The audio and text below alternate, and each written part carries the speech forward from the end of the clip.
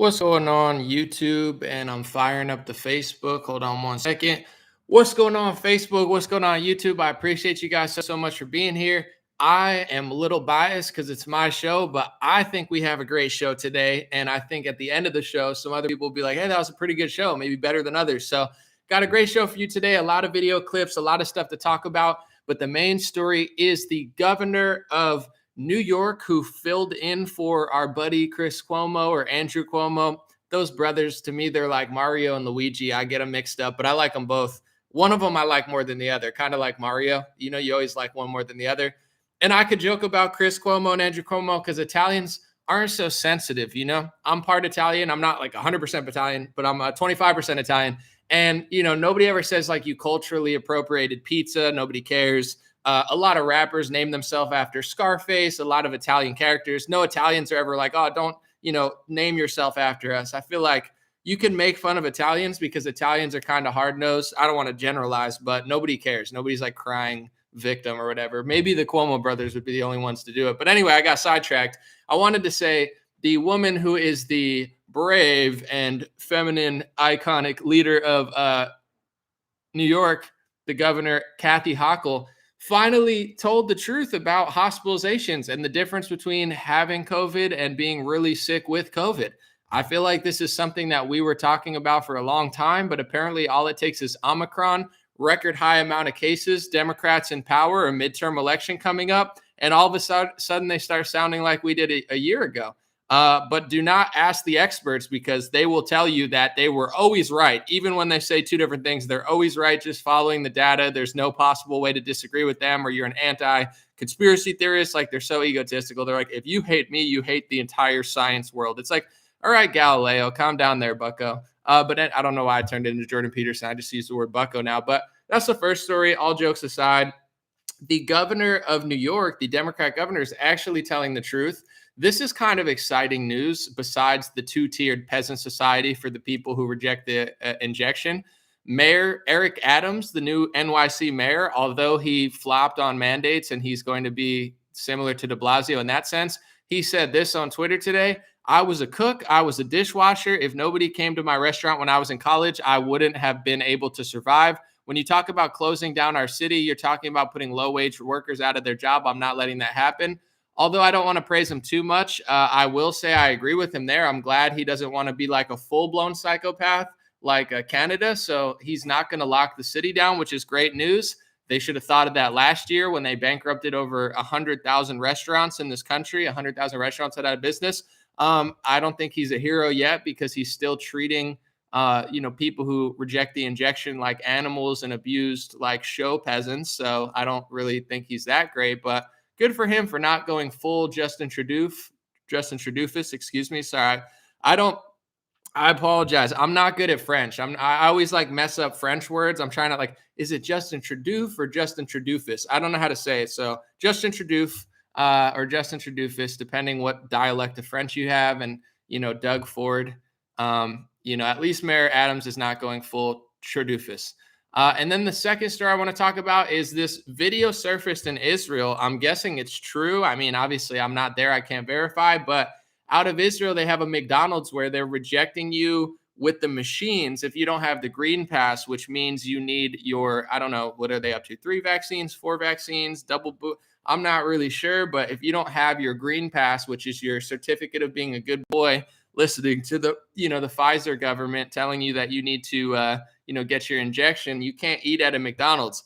And the irony of that is just too stunning. It's like, you're not healthy enough to eat at McDonald's. If you don't get your injection from Big Pharma, you don't deserve a hamburger. It's like, right. And then you look at Doug Ford and it's like, dude, can you not close down gyms, bro? Anyway. Without further ado, let's just watch the video before I bore you guys to sleep, right? Isn't the show boring? We could just get it started, Amelie. It's not a comedy show. It's a news show, right?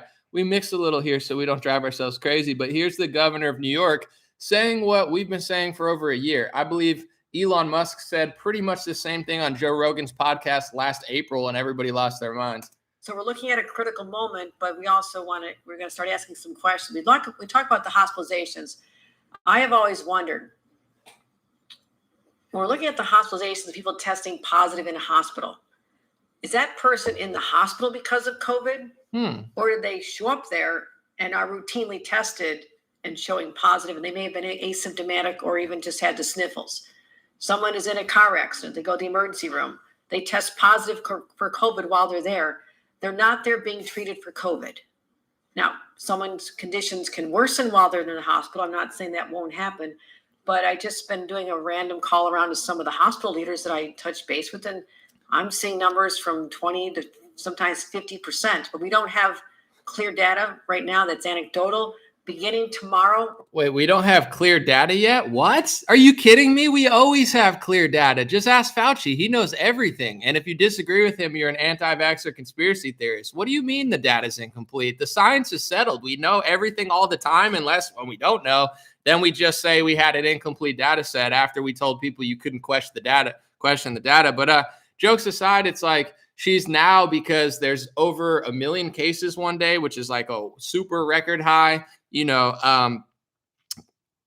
a midterm election coming up. Apparently Democrats, thank God, I don't care that they're disingenuous. Thank God they're not going the Justin Trudeau route of being a full-blown psychopath. They're only like 75% psychos. So I'm glad that they're doing all this now. Like, literally, I'm not even bragging, because I'm sure there's thousands upon tens of thousands, if not millions of people doing similar stuff to what I'm doing. But if you watch my channel in April, everything you're hearing from Fauci this week, everything you're hearing from Hochul and all of these people, Rochelle Walensky on PCR tests, if you follow my channel, I told people this a year ago and I showed them more proof. This is the difference between me and these people too, besides the fact that, they're way higher in their fields. I try to show people, here's why I think this, or here's what they're saying. Here's what the inventor of the PCR test is saying. When you listen to Francis Collins or Fauci or a lot of these politicians, when it's not a season where they need to win an election, they talk down to you. I'm smarter than you. You're not smart enough. This is the truth, and I don't have to explain myself. Everyone's going to die if you're not vaccinated. Like, you're going to die. Like, this is the message that they're low-key sharing to people. Like, you listen to Jen Psaki or Biden, like, I would think that if I was dumb enough to believe them, I would be like, dang, I better get a better life insurance policy, because I'm going downhill. It's like, I'm 32, I'm fine, I'm healthy, I work out, I exercise. But if you listen to them, it's like, holy smokes. But they don't need to give you data points or like explain themselves. It's just like they talk down to everybody. Where as a teacher or anybody, even if you are high in your science community, you want to explain yourself. Here's what is going on. Here's the truth. And let me explain and show you why it's the truth. I've been doing that for a year. So all this stuff that they're now admitting, you could watch my channel to see it a year ago. So it's Kathy Hochul, governor of New York, saying, just because our hospitals are overwhelmed, it doesn't mean it's with COVID. It might just be, from COVID. People just get COVID because they're testing so much. And, now Rochelle Walensky, CDC director, well, the tests, they could test positive weeks after you're really positive. It's like, didn't we try to say that and get our videos deleted last year? Just like the lab leak theory. You can't possibly, do an honest analysis on where it came from and be fair on both sides. It came from a bat. And then a year after deleting everyone's videos, they're like, well, we apologize for deleting everyone's videos because we're not sure. It's like, then stop being psychos. We're going to be asking all hospitals to break out for us. How many people are being hospitalized because of COVID symptoms? How many people happen to be testing positive just while they're in there for other treatments? So I think that's important. I just want to always be honest with New Yorkers about how bad this is. Yes, the sheer numbers of people infected are high, but I want to see whether or not the hospitalizations correlate with that. And I'm anticipating to see that at least a certain percentage overall are not related to being treated for COVID. But we're still going to watch hospital capacity is still hospital capacity. All right, real quick. This is a great video, but real quick before she says that, she says, we want to check to see how much of it is because of COVID. I understand Omicron. It seems like, this variant that's going around this winter, I do believe it in the sense of like, it does seem like more people are getting sick, but not as sick in a milder way on average. Like, I see that. I could see it in the real world outside of what they're saying. I believe that people are getting somewhat sick, and it seems to be not that bad for most people. Here's the thing, though. They're going to say this is like new science that they couldn't have possibly fathomed. But even with Delta or the original one or whatever they want to call it, this was still the case with the death rate, where it's like everybody in the hospital that tested positive for COVID-19 was not always hospitalized with COVID. They just were in the hospital with something else and tested positive. And this is what we've been screaming from the high heavens for a year. It's like, let's try to get some accurate data of how many people are there for 2 or 3 other reasons and how many people are being directly affected by it. Let's at least attempt to make that distinction, or not fearmonger so much and try to let people know that that's a possibility, so everybody's not freaking out all the time. I mean, when I watched television, it's like kids dying. Like literally they made no attempt to calm people down and make the distinction between people with it and who are getting sick from it, very sick. It's like fear, until they're in office and they're in power and they're going to set to lose the midterms and they don't know what to do. Now, all of a sudden they're sounding like me and Elon Musk, and me and Elon Musk are not the only ones who said it, but I do think Elon is one of the, richest and most powerful people who was saying this in April when nobody was saying it. This is out of the BBC in England. This guy gets on television somehow and says all the same stuff there. And apparently this is controversial if you're not the governor of New York, but this is something that we all, kind of knew. And I'm glad this guy said it to the British audience. Check this out. It's pretty awesome. How many people who have no other morbidities under the age of 60 have died from this illness? Who have no other morbidities? Yeah. Because I can tell you how many people under 65 have died. And obviously some of those 60, with other morbidities may well have survived. A morbidity doesn't mean you're... 350. You're more likely to drown. By the way, there's a sound effect in here. It's cool, but it's like, fact check, it's doctored. They're going to say it's doctored. Somebody add in an explosion. Sorry. 400 people a year that drown. So I think we have to get things a bit in context. What comfort would that offer to the families of those who've lost every loved ones? death is tragic, but believe me, we're already in the largest recession for 300 years. In fact, it's not just one recession. The Bank of England have said the economy will shrink by 14%. That's the equivalent of 2 recessions. It's a depression. And I wouldn't be surprised if we have 2 million more unemployed people within a year. Imagine the agony of 2 million more unemployed people. How many deaths might flow from that? How many deaths are flowing from the fact that we've got half as many A&E appointments at the moment? Cancer patients not being seen, people with heart disease not being seen. And the collateral damage of this campaign of fear and lockdown has to be taken into account. Right. He says the collateral damage. This is so important. I've been using that word a lot. Collateral damage. Collateral damage. It's multiple words. It's rather a phrase. Why do I use collateral damage? Because these type of people, like the people who just sat there and didn't know what to say to him, they're acting like Ron DeSantis is killing everybody. Freedom kills people. Personal liberty kills people. The Constitution kills people. Living in Florida kills people. Like having access to gyms kills people. Allowing all of society to use restaurants kills people. This is the narrative they're pushing out. And there's almost no pushback against it because the GOP at this point might as well be controlled opposition. They're like, they're going to sell you vaccines and force you to take it and kick you out of restaurants. We're just going to sell the product and act as if nothing's happening in France and Canada. And like, it's just a normal, vaccine that we're selling. And there's no tyranny surrounding that product whatsoever. So the Republicans might as well just be controlled because very few people are using this narrative collateral damage. Yes, I understand everything is a risk. If you sit inside and you never drive, you're not going to die in a car accident unless a car goes through your window somehow. But however, there's also a risk to sitting inside. So all of human life is risk mitigation. If you're a scaredy cat, it's really not that healthy. And if you're like I'm going to jump over an active volcano, like that's not healthy either. So everybody makes their own decision of who they are in this world and what risks they want to take. It's an unprecedented thing that the government really comes through and says, we are going to take away your gyms, take away your spas. Cause so much collateral damage, mental damage, physical damage, psychological damage, childhood obesity rising, opioids have been rising, fentanyl deaths have been rising, adult obesity has been rising over the decade, pill overdoses has been rising. We have multiple crises with weight gain and diabetes and also cancer, which was a rare disease. Now it's a common disease. There's so many things going on outside of the lockdown, but the lockdown has driven so many of these stuff. Missed cancer screenings in Africa and other countries, missed tuberculosis appointments have killed hundreds of thousands of people on record. The first year, it's probably over 1 million now. If it was hundreds of thousands in the first year, I don't know that for sure, but The Guardian reported that hundreds of thousands of people were dead because of medics diverted. So we got to talk about the collateral damage on every level, including all of this. And that's something that you don't see a lot of conservatives doing, because they're either like phony half-wits like a lot of Republicans, or they're like Doug Ford, which is just straight up controlled opposition scumbag, you know, who might as well just be a liberal at this point. He's definitely not conservative, or he pretended to be or something.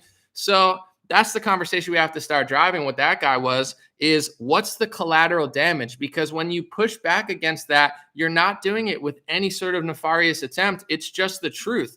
You're not going to blame me for everybody dying all the time because I decided to opt out of a product or I want to go to the gym. But you really need to think, because you're the one shutting down gyms, shutting down spas, shutting down travel, hurting people, forcing them to cover up their breathing holes. And, you know, children are being raised this way. And mouth is not only a smile, it has like real scientific studies behind what a smile does to you, to other people. It raises, you know, it changes your body. And that's like human interaction. It's like being angry versus being happy. These things are common sense science that they are deciding are not important anymore. And if you speak against it, that you're the bad guy. No, you're the bad guy. Okay. You need to answer for what you're doing. And at bare minimum, we're having an even keeled conversation between the risk mitigation. It's not just I'm good guy, you're bad guy. That's what they try to do. I'm not buying into it. I'm not doing it for a second. And I'm certainly not going to be a candy man just running around like it's 2016 selling products like a used car salesman on television, acting as if I don't see what Macron is doing and what Tredoofus is doing and what, you know, Kathy Hochul and these people are doing. So you got to love a good Tredoofus. I still have the picture from yesterday.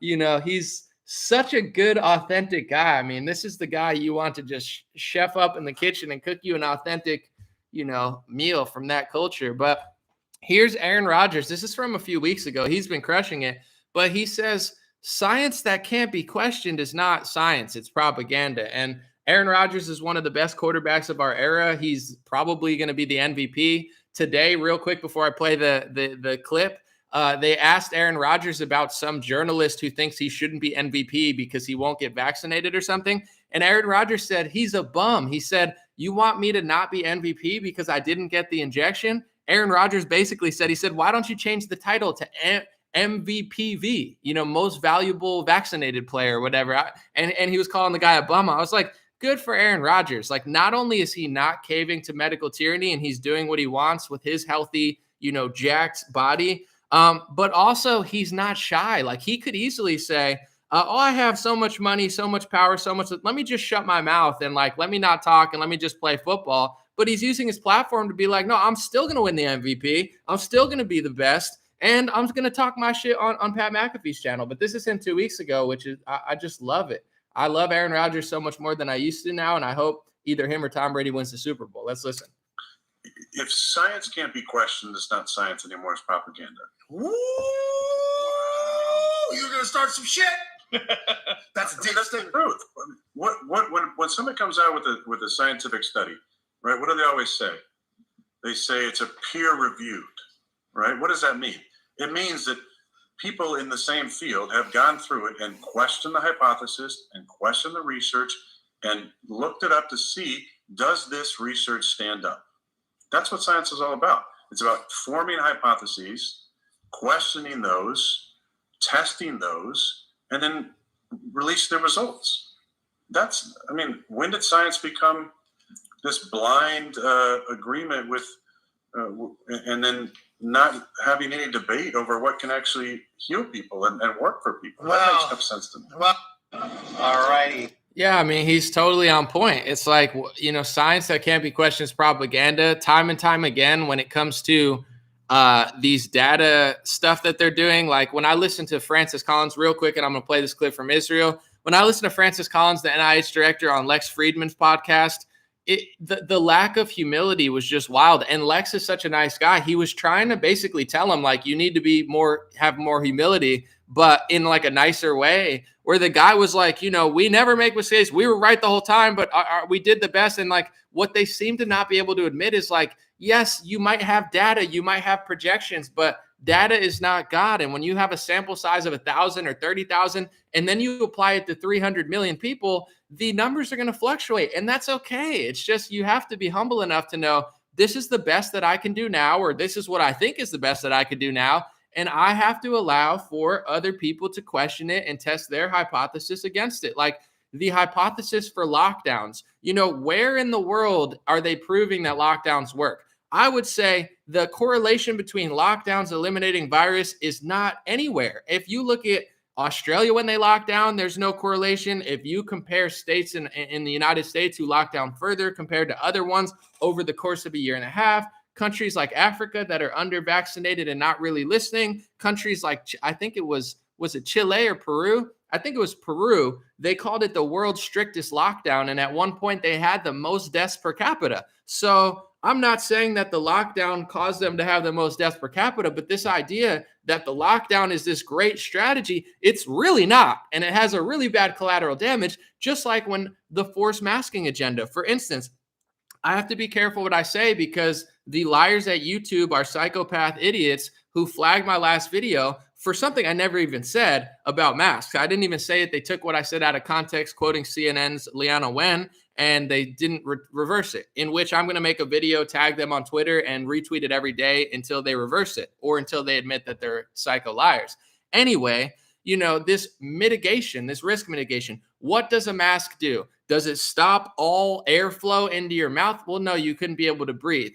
Is every cloth mask the same as like a lab tight Wuhan, virology suit so you don't spread it? Of course not. Is every mask exactly like an N95 or whatever the one that filters is? Of course not. Is a non-fitted N95 mask the same as one that has 100% airflow? I have those type of masks years ago. And if it's not completely fitted to your face, it doesn't always work properly. But here's the thing. What does it do? Okay, it blocks droplets. It can do this. It can do. I'm not saying it doesn't have any impact, but what they're not weighing in is, okay, let's be honest about it. Let's look at the studies and the data and say, what positive impacts does mask have on stopping the spread of a virus? Okay, once we have that data, what they're ignoring, and they're ignoring with lockdowns and masking, is what is the collateral damage? How is this going to affect children 10 years down the road when they don't know their mother's smile, when they don't know what it's like to facially communicate?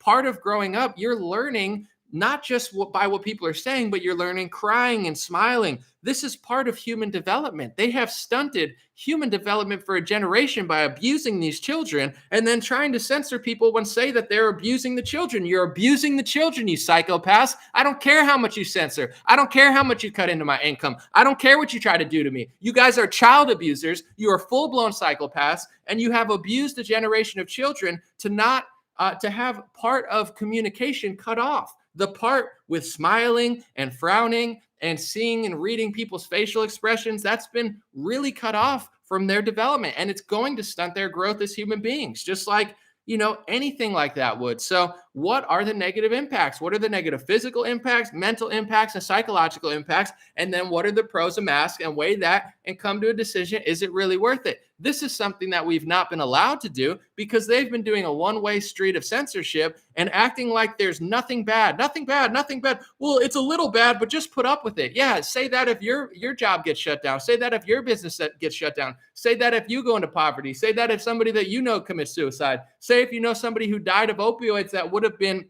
focused on school or work that you shut down, then it really matters. You act like none of this stuff matters. It does matter. So it's just unbelievable, one, that they've been doing this, and two, really, I don't like to play the victim. People have been allowing them to do that with complacency. It's like, well, I'm just going to walk through this. And it's like, why? Why not ask questions? Why not, stand up for children? Why not stand up for yourself and your family? Like, this is some serious stuff going on. This is an experiment of psychological abuse that we've never witnessed. What they're doing by having a, no offense, but not in shape premier, Doug Ford, shutting down gyms in the middle of winter. You think that this doesn't have implications negatively, physically, mentally, and psychologically? If you don't see the negative impact that this is having, you're an idiot or you're brainwashed, or I don't know what to tell you. You listen to too much idiots talk or something, but it's not really debatable. It does have on millions of people a negative psychological, mental, and physical impact. Of course, it could have a positive one on some. Maybe they didn't like their job and needed a break, but we need to have an honest conversation about all of this. And what Aaron Rodgers said, that science that can't be questioned is propaganda, he's totally correct. And what we're seeing right now is a combination of, some people call it fascism, some people call it communism, some people call it this. I don't care what you call it, whether you're right or wrong, as long as you know what they're doing is tyrannical and authoritarianism. It's a new brand of medical authoritarianism that goes across both parties, and it's put people on defense mode where you get one side of it just fully wants to treat you like an animal and like a peasant, and the other side of it just sells, injections like a candy man and tells you, yeah, just get it, but freedom or whatever. And it's like, what about having an honest conversation about the collateral damage of all of this stuff? This is real science. I don't care how much you lie about it. I don't care how much you censor. Blood is on your hands, and God's karma, or whatever you want to call it, what comes around goes around,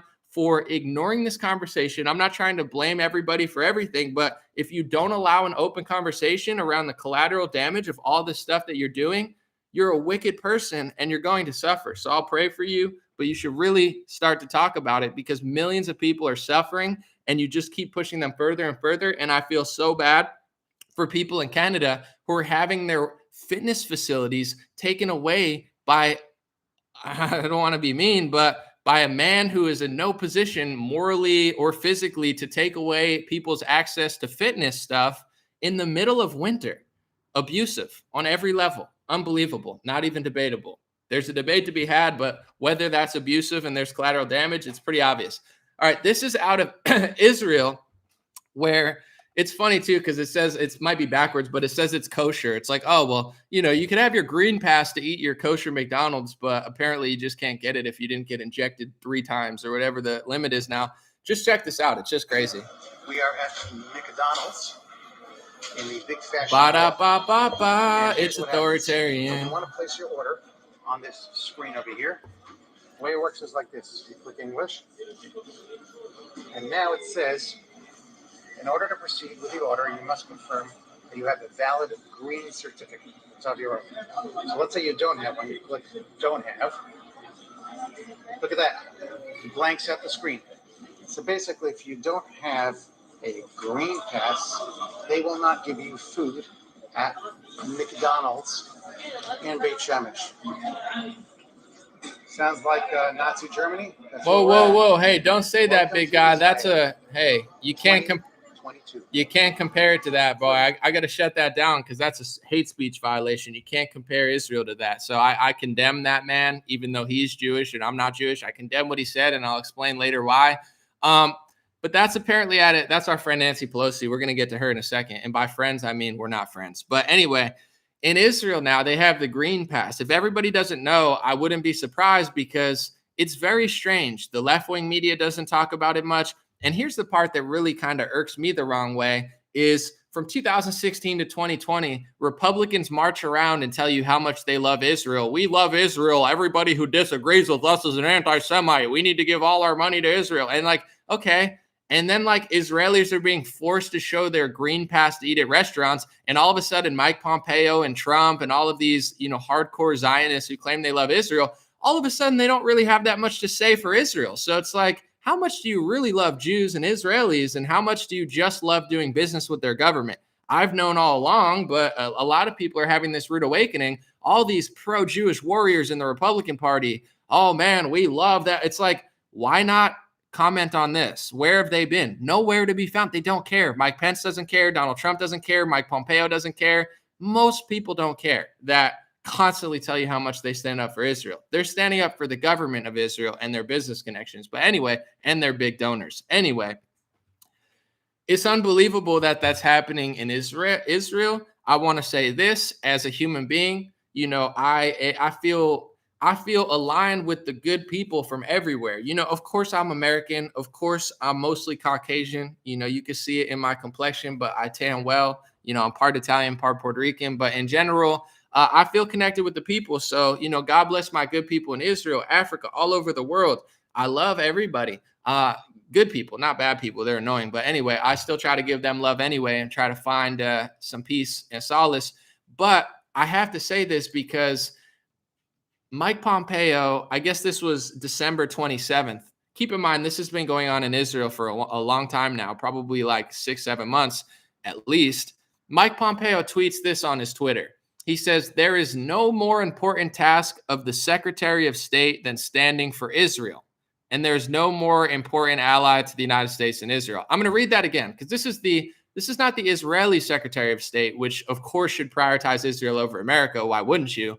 This is the American Secretary of State who's supposed to be standing up for America. He says, there is no more important task of the Secretary of State than standing with Israel.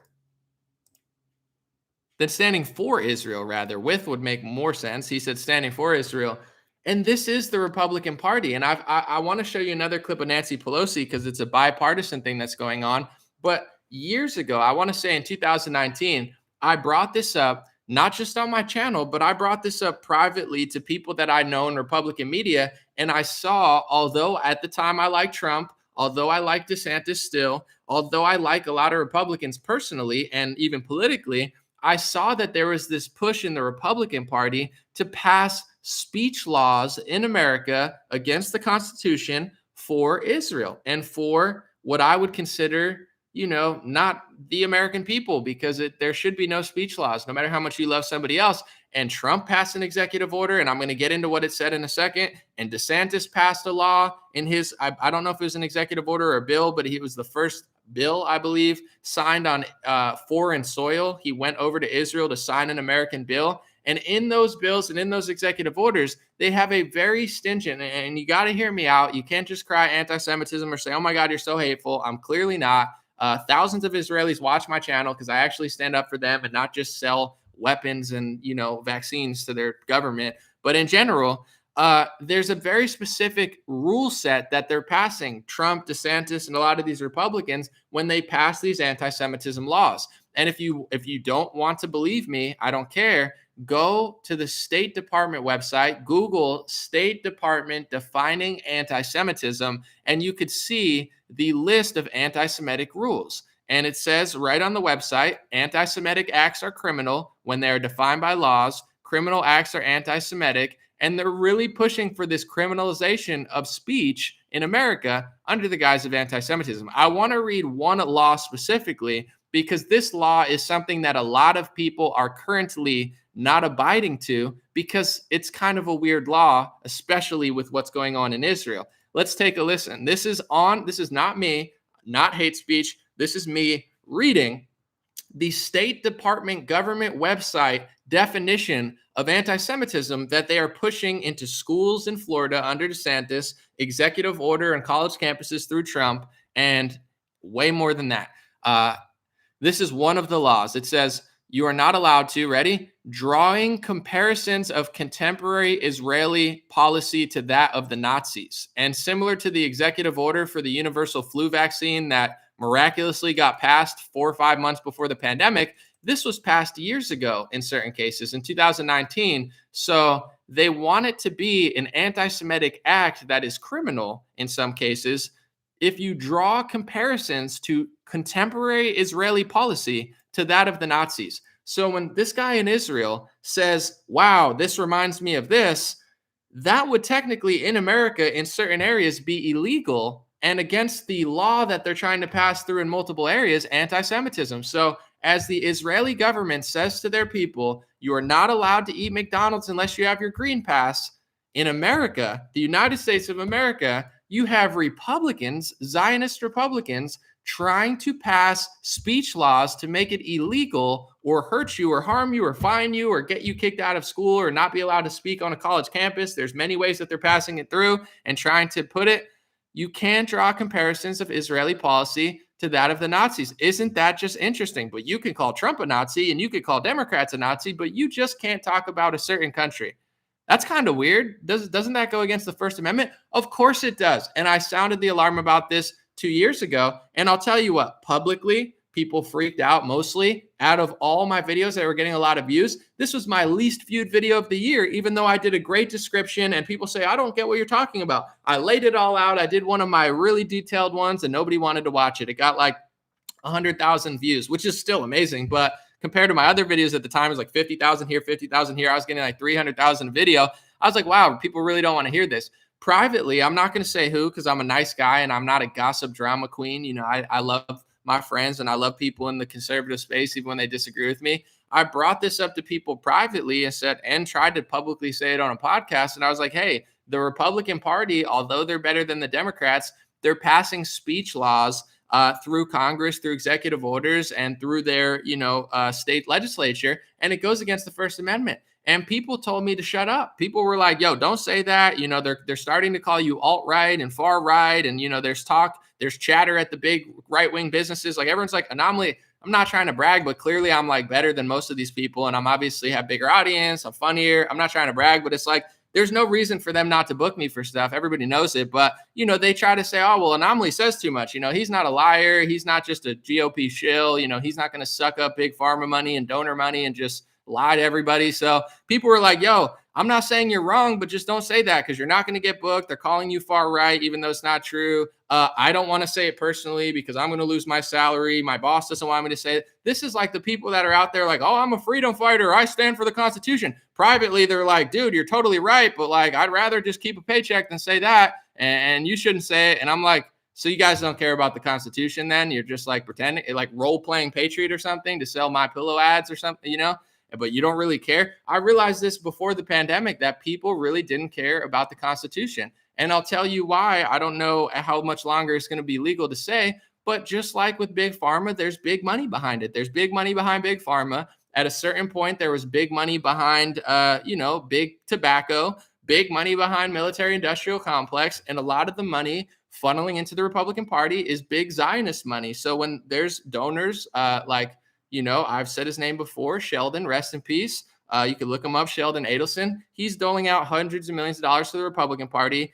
Things like PragerU and TPUSA, they're very pro-Zionist, very heavy Zionist. So it's not like they're like, we love Israel and we love America. It's more like, we love Israel so much that we'll literally give up the First Amendment for them. And if you disagree, you're a Nazi. And you're like, what? I thought you were pro-free speech. They're like, oh, no, we are pro-free speech for everything but that. But that's like Getter. It's like, we're pro-free speech, but we're going to ban people that we don't agree with on the right. It's like, then you're not pro-free speech. Gab is who they all pretend to be. I'm just letting you know now. I figured this out this week.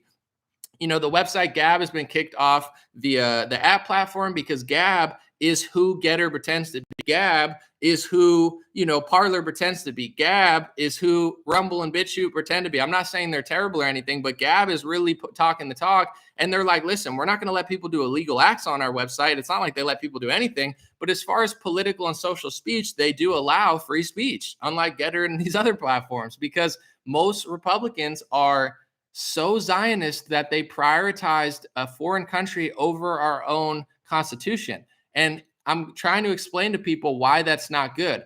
I don't care if you like Israel. I hope you do. I just hope you actually like the people of Israel and not the money that's flowing into right-wing politics. Because that's Pompeo's like, I prioritize Israel. And it's like, but you're not saying anything about Israeli civilians who are being forced vaccinated or else they can't eat at a restaurant. If you really love Jews and you really love Israelis and you really love Israel, stand up for the people. That's like me being like, I love Saudi Arabia. Now give me my oil money and I'll hang out with the head of Saudi Arabia. Like that doesn't mean I love the Saudi Arabian people. That means I love the top brass at the Saudi Arabia. That's fine if you want to pull a Dennis Rodman and go chill with Kim Jong-un, but it doesn't necessarily mean you're tapped into the people there. So that's the problem with the right-wing Republicans. And I've tried to explain it for 2 years and everybody cries and calls me names. And I hear, so many stories about how nobody wants to work with me in big conservative media because they think I say too much. And to be quite frank, I don't care. I'll continuously run laps around them. And,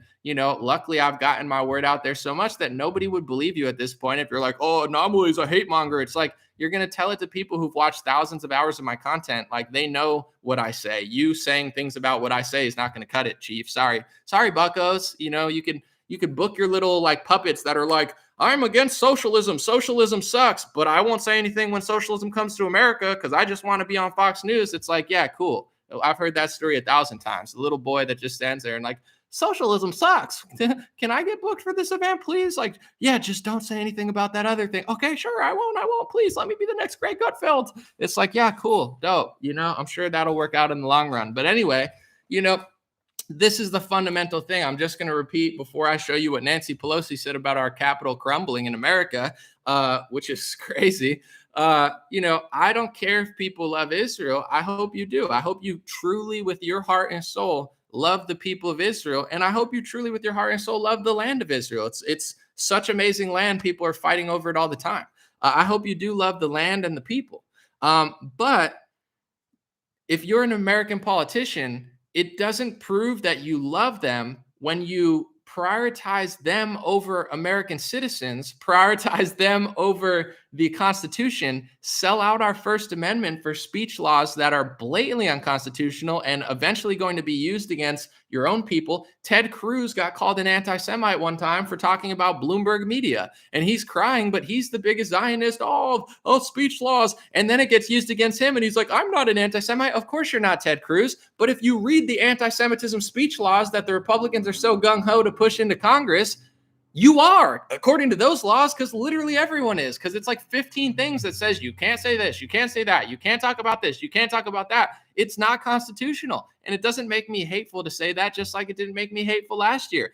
I don't want to keep Alex Jones on Twitter because I agree with everything Alex Jones says. I understand what the First Amendment means. And it means if they can open this door on Alex Jones, then they can do this, and they can do this, and they can do this. And the next thing you know, they're banning 100 people and 1,000 people. And now they're banning the president. And now they're banning Marjorie Taylor Greene. This was all to be expected. So when we stood up for Alex Jones, it's the same as me standing up for the Constitution now. It doesn't mean I want people to be hateful against Israelis. I just want the First Amendment. And what I understand before I play this clip is you can't legislate hate out of people's heart. When you have zero self-awareness and zero self-accountability and you blame everybody else and you play the victim, you make more people hate you. Groups like the ADL disgust me because I actually like Jews and Israelis, and the ADL, the Anti-Defamation League, in my perspective, creates so much anti-Semitism because they're garbage, and they say, but we're Jewish, and if you disagree with us, you're an anti-Semite. They've created so much hate because they suck, and they don't represent all Jews, and they don't represent Israel. They represent an organization that has used that as a shield to push their political and social agenda and calls everybody anti-Semites if they disagree. And I have dozens of Jewish friends who don't like them, which is fine. And I'm sure I have dozens of Jewish friends that do like them. But, these are the games that they play and say they're fighting hate speech. That's not how you fight hate speech. You fight hate speech by being a good person. You fight hate by being great at something. Muhammad Ali, although there were racial tensions, he made a lot of people like him because he was great. People like, I'm not trying to be stereotypical, but like Adam Sandler, Mattis Yahoo, and I know these are two random names, but it's like Shel Silverstein, one of my favorite authors. I actually have it right here, Where the Sidewalk Ends. He's super Jewish, but he didn't run around and say, cry victim, I'm Jewish. It's like he just did something that I liked. I liked his movies. I liked his books. I liked his music. And then that made you listen to it. And you're like, dang, these are good lyrics. And he's saying Hashem, and he's saying all these Jewish words. And you're like, you're learning the culture and you're learning to like it through your appreciation of the person. So if you want people to stop hating Jewish people on a whole, that's a very noble cause, but you got to do it through being a good person. You got to do it through leading by example. That's the only way. You can't be a garbage group and then blame everybody else if they don't like you. That's a terrible strategy, like what the ADL does. So it really bothers me when Republicans say, oh, well, we need to pass these speech laws because there's too many Jew haters out there. And it's like, I agree that there's a lot of people that are hateful in this world, and it sucks. I hate that Palestine and Israel fight. I hate that there's religious and racial fights all over the world. There's fights in Nigeria with Christians and Muslims. It sucks. It sucks that people are fighting. It sucks that there's people who hate each other for stupid reasons. And it sucks that there's people who hate each other for not stupid reasons. It's just not ideal. But here's the thing. How do we eliminate it? How do we get rid of the hate? Is it possible to eliminate all hate in this world? Probably not. But how do we minimize it? And I believe the First Amendment does not make people more hateful. I think when you can have conversations, you actually make people less hateful. If you look at LGBT, I would say if you asked the average person in 2016, do you hate gay people or do you disagree with the LGBT agenda? I guarantee you more people probably would have been like, "No, I don't care." But now they're so annoying, not everybody, but the LGBT agenda, you can't say this, Dave Chappelle's a meanie, blah, blah, blah. It's annoying. I went from being like, I don't care what you do to like, you guys are like the mafia now. You guys cry more than any group I've ever seen in my life. Like, you're above being scrutinized, criticized, commented on, telling the truth about, joked about. It makes people more hateful, So this strategy of like shut everybody up, it's the same with science. If Fauci was honest and had humility, I would like him, but he's not. He thinks he is science. He has a massive ego and he never admits fault. And to be fair to Fauci, most politicians do that. That's why I don't really respect or trust any of them. So the real way to eliminate hate is not by passing speech laws for a country and a group of people while simultaneously selling vaccines to their country, while simultaneously saying nothing about it, while simultaneously tweeting about how you stand up for that country more than your own country. This is not a strategy to help America. This is not America first. And this certainly isn't doing Israelis any favor. Right now, they would probably appreciate Mike Pence, Donald Trump, or Pompeo or Ted Cruz, to really be outspoken, to be like, hey, this green pass is insane. This is how you show your love for the people, not through speech laws and big donor money. It's been a joke. And I'm grateful that time tells all. And, my stance years ago, my principal stance, of course, I was right again, not because I'm so great and I never make mistakes, because the First Amendment to me in this country, amidst all this growing authoritarianism, is just common sense. Once you lose it for your political or racial opponents, or once you lose it for this joke or this joke, you lose it for every joke. And I have to say, real quick, I said the same thing when, what was that annoying lady's name who did comedy at the White House? She made an abortion joke and people lost it. And I said, listen, I don't like the joke. I don't think she's funny, but you have to, if you say you can't make abortion jokes, as disgusting as it is, there's Anthony Jeselnik makes really messed up jokes that are even crazier than that. You're starting to limit where it's like, where do you draw the line? You don't want them to say this. I mean, you can't do that. If you're right wing, just like the left wing, everything bothers them now, where I'm like, it doesn't mean she's a good comedian. But if you look at, I forget his name, the guy Wilbon, or not Wilbon, I'm sorry. What's his last name? I can't think of it. Bald dude. But anyway, he joked during Obama. He was talking about Obama drone striking children. Like, he went pretty hard in the paint. It doesn't mean you have to like them or respect them, and you can give them backlash. But when people called for the, censorship or like, blah, blah, blah, I'm like, guys, you got to watch, you want to get rid of anti-Semites. They want to get rid of racists. They want to get rid of sexists. They want to get rid of abortion jokes. They want to get rid of this. And by the time everybody's done fighting, nobody has the freedom to say anything anymore. You can make a joke about how bad her joke is and tell people through comedy or news how awful she is. But it's like, I get it morally for sure. But in this country and in this time, you could say it's selfish, but I think the average person should try to cling on to any civil liberties they have, because clearly our party, our government, our opposing party, the world leaders, these are not moral leaders. Maybe if there was this moral leader that I could look up to, I'd be like, hey, yeah, let's like clean it up a little bit, but in a right way. We don't have that. So it's pretty wise to cling on to any civil liberties you have at this point and not allow them to use tragedies or extreme examples to take them away. Because someone said, play the clip. I'll play it. That's the way they take away a lot of our liberties. They use extreme examples and a crisis to then be like, look at that. We have to do all this. And nobody ever reads the legislation. Once again, I'm going to read real quick what Pompeo said. There is no more important task of the Secretary of State than standing for Israel. This is Pelosi a few years ago saying, if our capital crumbled to the ground in America, we would still be doling out money to Israel. Does that sound like something that a politician should say? It's hard to hear because she sounds like a drunk, like. Once study that I have seen, 70% of people in our country, Jewish people in our country, voted Democratic in this election. So that is a very important point in terms of our connection. I have said to people when they ask me, if this capital crumbles to the ground, the one thing that would remain is our commitment to our aid. And I don't even call it aid, our cooperation with Israel. That's fundamental to who we are. That's why I'm so delighted to be here. So you're going to offer Paul, your husband, as the goy of Shabbat, like your dad was? So that joke aside at the end, she's like, if our capital crumbled to the ground, we would still be giving aid to Israel. Like, we have no capital. We've been conquered. We'll still give money to this country. It's like, what?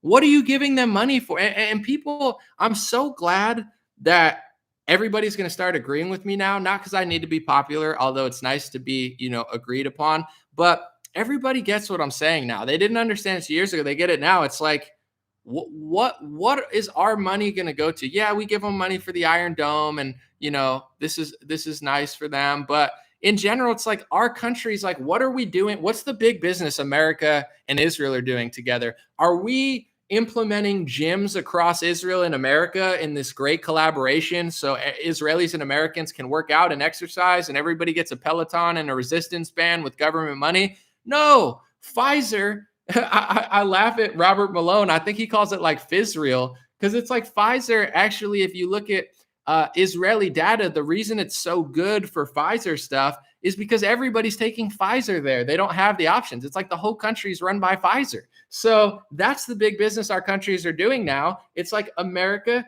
Israel, and Pfizer are working together to shove, injections in people's arms and lock people out of McDonald's. Like, this is not this like amazing Zionist agenda. Like, oh my God, America and Israel are working so hard together to make each other happy and healthy. Like, this is disgusting. They're passing speech laws. They're shoveling money to big pharma. And they're telling everybody that you're an anti-Semitic conspiracy theorist if you don't want Israelis to have to show a freaking passport in order to eat at a McDonald's, which is disgusting anyway, but apparently kosher. The sign said kosher. I was like, is the Green Pass kosher too? Can we get a kosher check on that too? Can we get the top rabbi in Israel to kosher check that? Because I'm just curious. It's unbelievable. I think what I'm saying now is more palatable than it was 2 years ago. Because when nothing's going on, people are like, dude, you sound hateful. And I'm telling you, I don't have to say this, but I talk to people that are like, yo, people are starting to think that you're this because of this. And I'm like, I don't care. I don't care how people perceive me. I mean, I'm self-aware of like, if I screw up, yeah, I need to get better, but I don't care. You think I don't have thousands of Jewish supporters and, multiple Jewish friends that don't act like you? I don't make friends with people that are liars. I don't want to be friends with y'all. I don't want to be in the political world if you guys are a bunch of fake. I go over to my Jewish friend's house and we talk like real people. I respect him as a man. He respects me as a man. And he's not sensitive and he doesn't cry about jokes. So we make jokes all the time. We make all sorts of jokes about everything. And that's why he's my friend. It's like, I don't make friends with a bunch of crybaby political wannabe GOP losers. Like, who cares? Yeah, I get it. You want to be the next Marco Rubio. You want to ride Donald Trump's coattails to Mar-a-Lago. Whatever.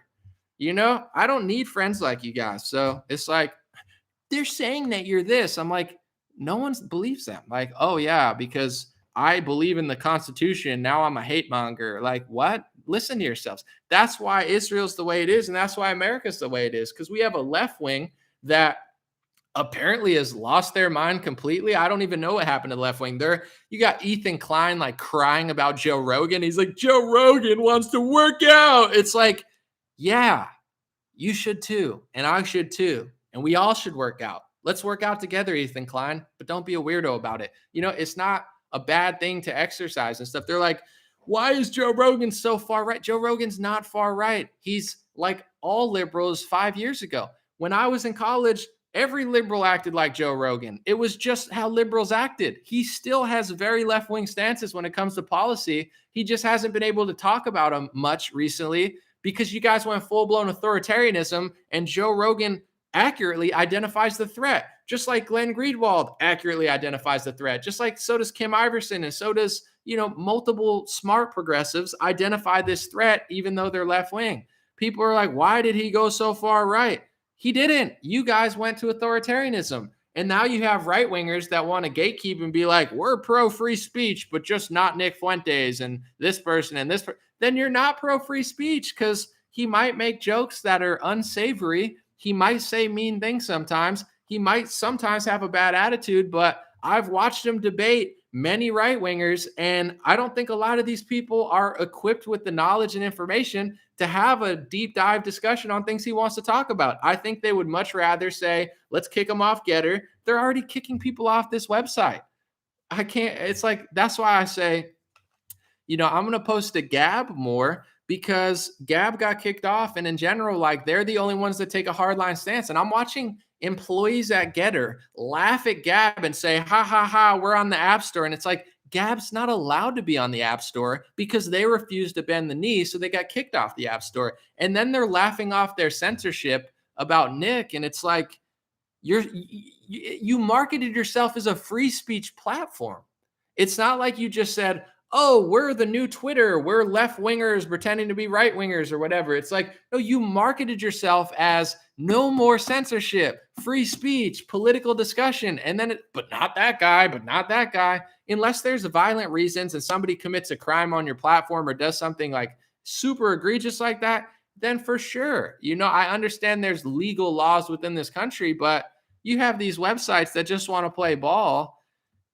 Why would I join? I'm over Getter. I'm not posting there ever again. Why would I join a website that's already on to censorship? Before Alex Jones got kicked off of Twitter, nobody political ever got kicked off of these sites. Like, it wasn't a thing that was normal until 2018. You got to understand, Alex Jones had a YouTube channel with over 1 billion views. He was one of the most popular people on YouTube. You don't have to like his tactics or agree with him, but I don't like Rachel Maddow. I don't like Joy Reid. I don't like, the people at CNN. I think they lie quite often. And honestly, I feel like, in a weird way, they do similar to what Alex does, except they sell crappier products. Alex sells better products. If you check it out, he sells like good toothpaste, good, etc. It's not a sales pitch, but I'm just saying they'll sell anything that they get. He thinks about like holistic products, which I appreciate more. They lie about certain things and exaggerate for sales and sell bad stuff. And they're the left-wing version of what he does with conspiracies.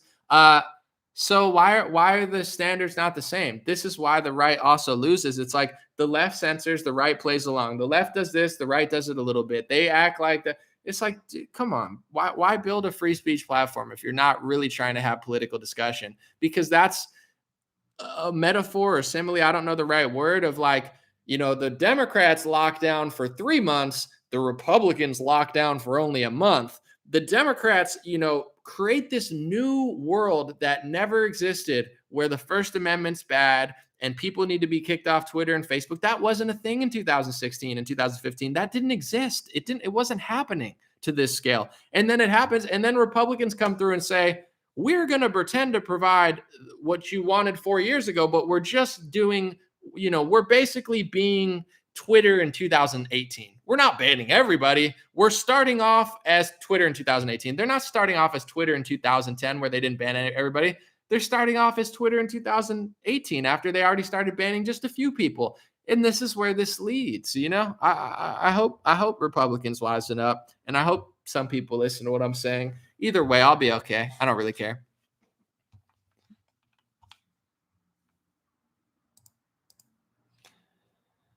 All right. Someone said, how do you get Gab? Well, I use it on the computer. I don't know how to get it on application, but that was the penalty, I guess, for them not bending the knee. Similar to Parler, I don't know exactly what happened, but Parler was on the App Store. They didn't bend the knee. They got kicked off. They had a new, rearrangement with their big wigs, and then they get back on the App Store. I'm not sure what sacrifices they had to make to get there, but, I guess I'm just using it on the computer. I'm not using it that much, to be honest. I'm still using the main stuff, but I just can't morally support a company that's censoring people. And when it comes to Nick Fuentes, I watch debates that he's in with other right wingers. It doesn't mean I agree with everything he says. If I agreed with everything he said, I would be him. I'm clearly not him. I do my own show. I have my own opinions. I have my own perspective. I'm also a music artist. I come from a world where I really just want to, have a good time. This is where I come from before politics and stuff. So we're different people, but I watch him debate and I see the things he says in debates, and I'm like, this is the guy that you're not going to allow on Getter? Like, the people who kicked him off of Getter would probably lose a debate to him. And this is what's so frustrating about the censorship. We don't have this moral authoritarianism where the greatest people in society are kicking these monsters to the curb. You have these disheveled, disgusting, degenerate idiots at sites like Twitter and YouTube censoring people like Robert Malone, Peter McCullough, the president of the United States, the Nobel Prize winner for discovering HIV, content of the inventor of the PCR test. And you have some degenerate idiot who could never do any of this stuff censoring these type of people, including the president. This is not like a moral judge of character. So, I forget her name. She's some sort of, position at Getter, bragging about the censorship or laughing at Gab and Nick Fuentes. Listen, if this lady, debate him.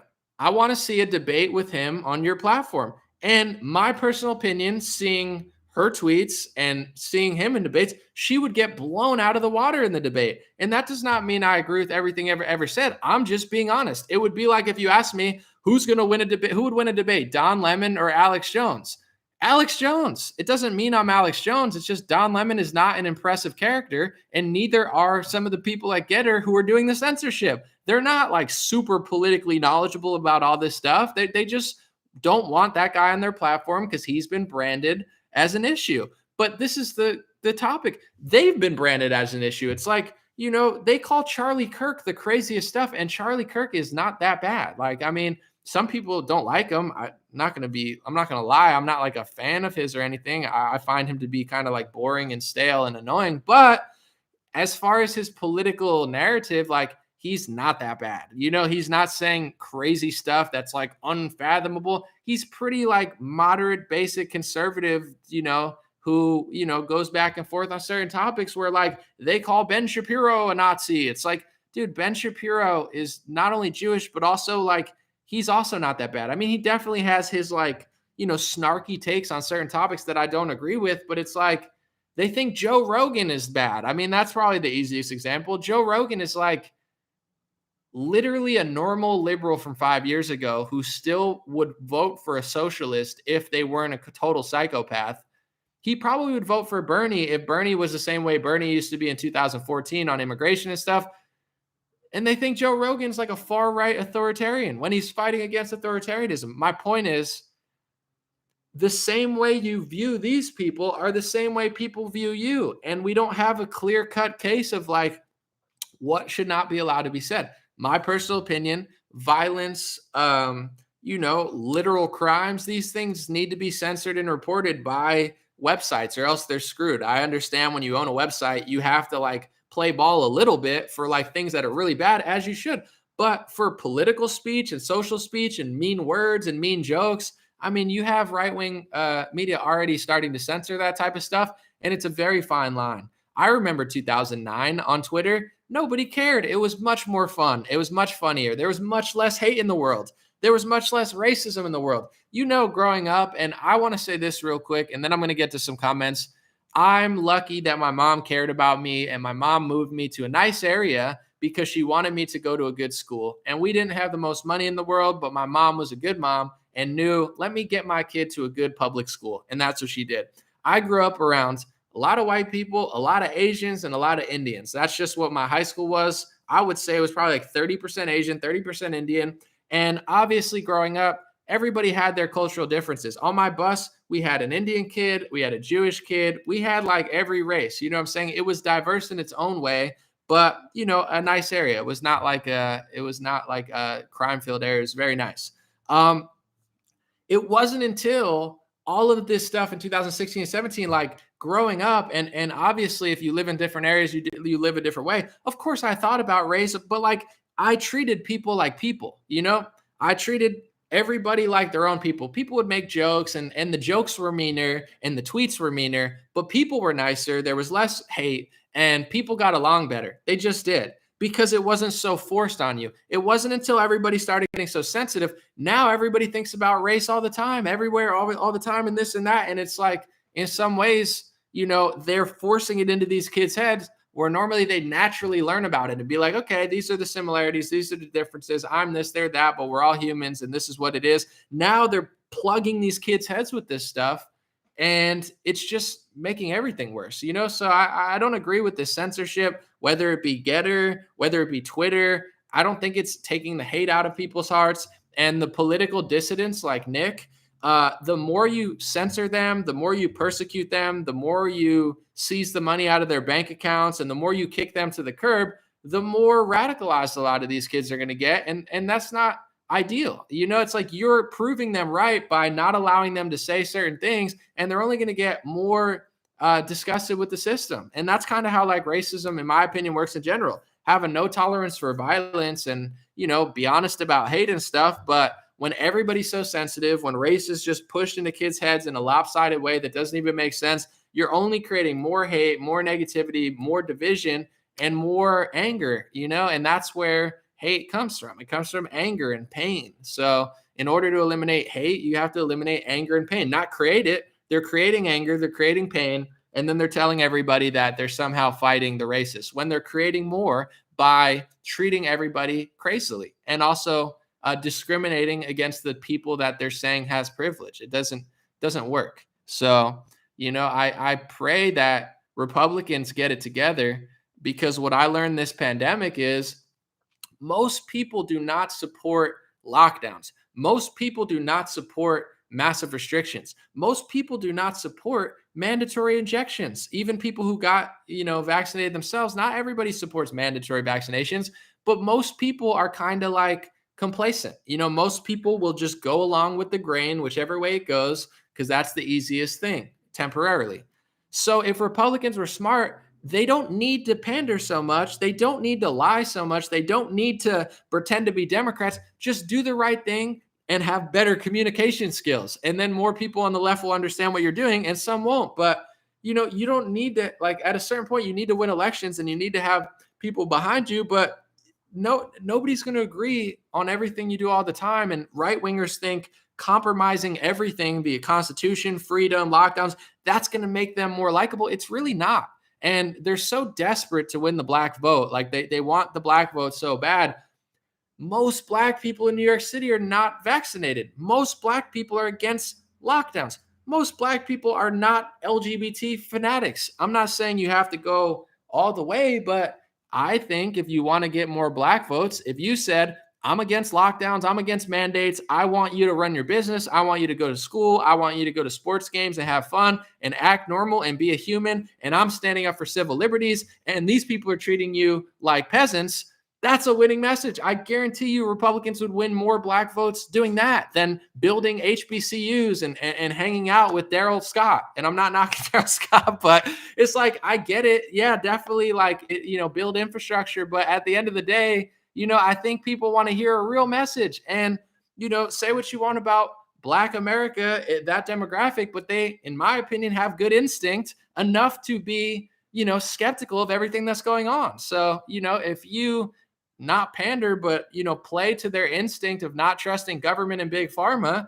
I bet that's a way bigger winning strategy than just like building HBCUs in Virginia. I don't think most people cared that much. It's nice thought, but, you know, just be honest, just be authentic, and you could win those demographics. Republicans pander the most to Jewish people, and they get the least amount of Jewish votes. They pander the most to black people. Maybe not the most. Democrats definitely pander more, but it's like, just say something real and be creative about it. Don't sound like a politician, and I bet you'll pick up more votes. My unsolicited advice, but it's like, Republicans think they have to be half Democrat. Let me just do half of what most people don't care. I know multiple people who got the shot. None of them, I don't know a single person who is like dead set on it being mandated. Maybe I live in a bubble, but I know 10 people who got the vaccine. I know 0 people who think that everyone should get it. And out of those 10, without me saying anything, like 8 out of 10 of those don't feel like getting a booster because they just feel like violated at this point. So, you know, you don't have to be a Democrat. It's like, just be honest, you know, be honest and you'll win. But maybe not. I don't know. Someone said, Anomaly, are you coming to Freedom Revival in San Diego on Saturday? It's at the waterfront. It sounds beautiful, but no. Enjoy yourself. I will not be there, but have fun. It sounds like a good time. Water, Revival, Freedom, San Diego. Thank you. Let me just say thank you. Sometimes I forget on here. Let me get the top star senders. Thank you, Jeff, on Facebook. Thank you, Rachel. Thank you, Ricardo. Thank you, Brian. Thank you, Bruce. Thank you, Tamara. Thank you, Wes. He said, doing great. Keep crushing, bro. Thank you, Wes. Thank you, Crystal and Cole. Thank you, Bonnie. Thank you, Marie. She said, having epilepsy does not allow me to get the injection. I wouldn't get it anyway. Yeah, thank you for that. Thank you, Gerald. That's the gross part too, is like, this is probably one of the darkest stories. I mean, not the darkest, but this is one of like the grossest stories I've heard when it comes to the V. You had the Offspring drummer who had Guillain-Barré syndrome and they kicked him out of the band. It's like, this is not science-based. It's like, can you not give an exemption to a guy who has Guillain-Barré syndrome already? He's not allowed to play in your band. It's like, go to hell. You know, this lady's got epilepsy. It's like, there are reasons to not do certain things.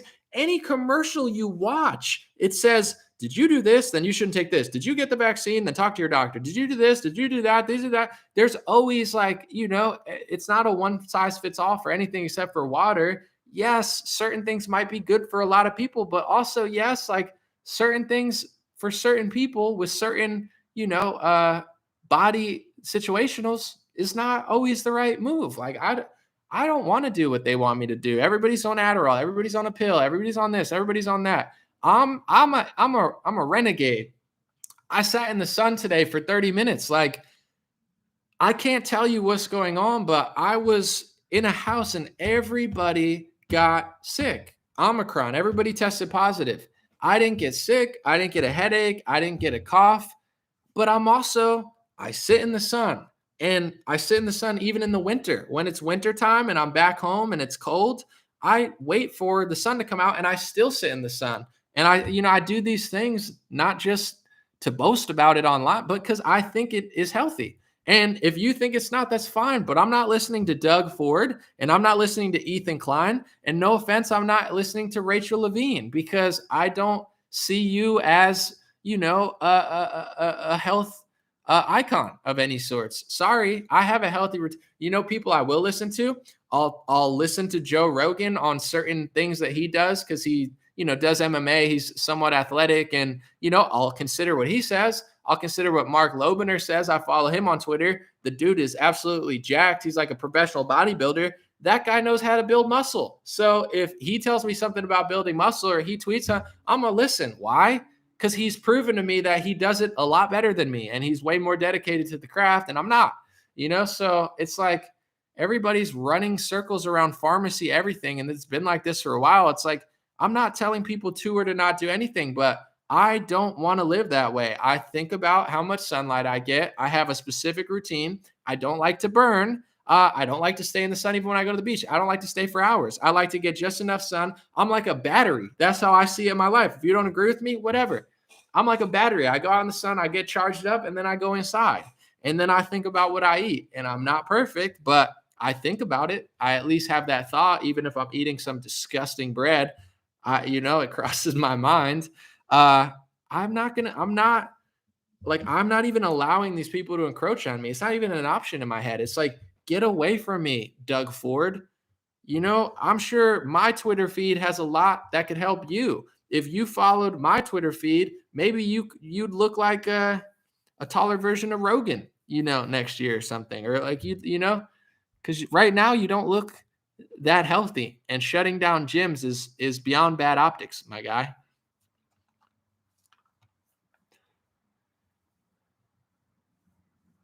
Someone said, if social media went away, Anomaly would fall into a fetal position. Thanks, Kens. I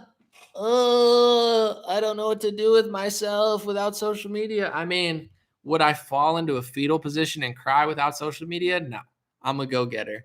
Would it be really bad for business? Obviously, my whole business is social media. So without social media, I would have to restructure everything. But would I say, oh, no, nobody listens to me anymore. I have no money. Oh, no, I have to go work. No, I think I would probably handle it better than that. But if you want to call me a big baby, that's fine. It's funny to think about. It's definitely like not ideal. You know, it's like, but at the same time, if it were to collapse for the better of the world and humanity, then I would be like, all right, whatever. I'll take the L and get the W for everybody else and myself. So Alpha 45 says Anomaly got all the complaints, but no answers. Yeah. Nothing says alpha like Alpha 45. We got some angry Trump fans here. I didn't even say anything about Trump today, and you're already like stuck in that mode.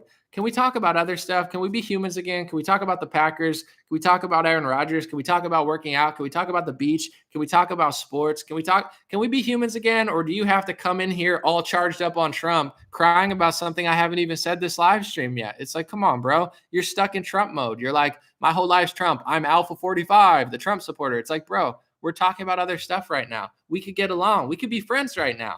You know, I didn't even say anything yet. You make me want to say something, though. It's like, yo, don't touch that. Now I got to touch it for 5 minutes. Someone said I'd be very lonely without social media. It's a very pro and a con. It's a very yin and the yang. It's the greatest thing that's ever happened and the worst thing that's ever happened simultaneously. It's the yin yang. You know, that's what it is. It's amazing and terrible at the same time. Someone said, might as well ask for Fauci.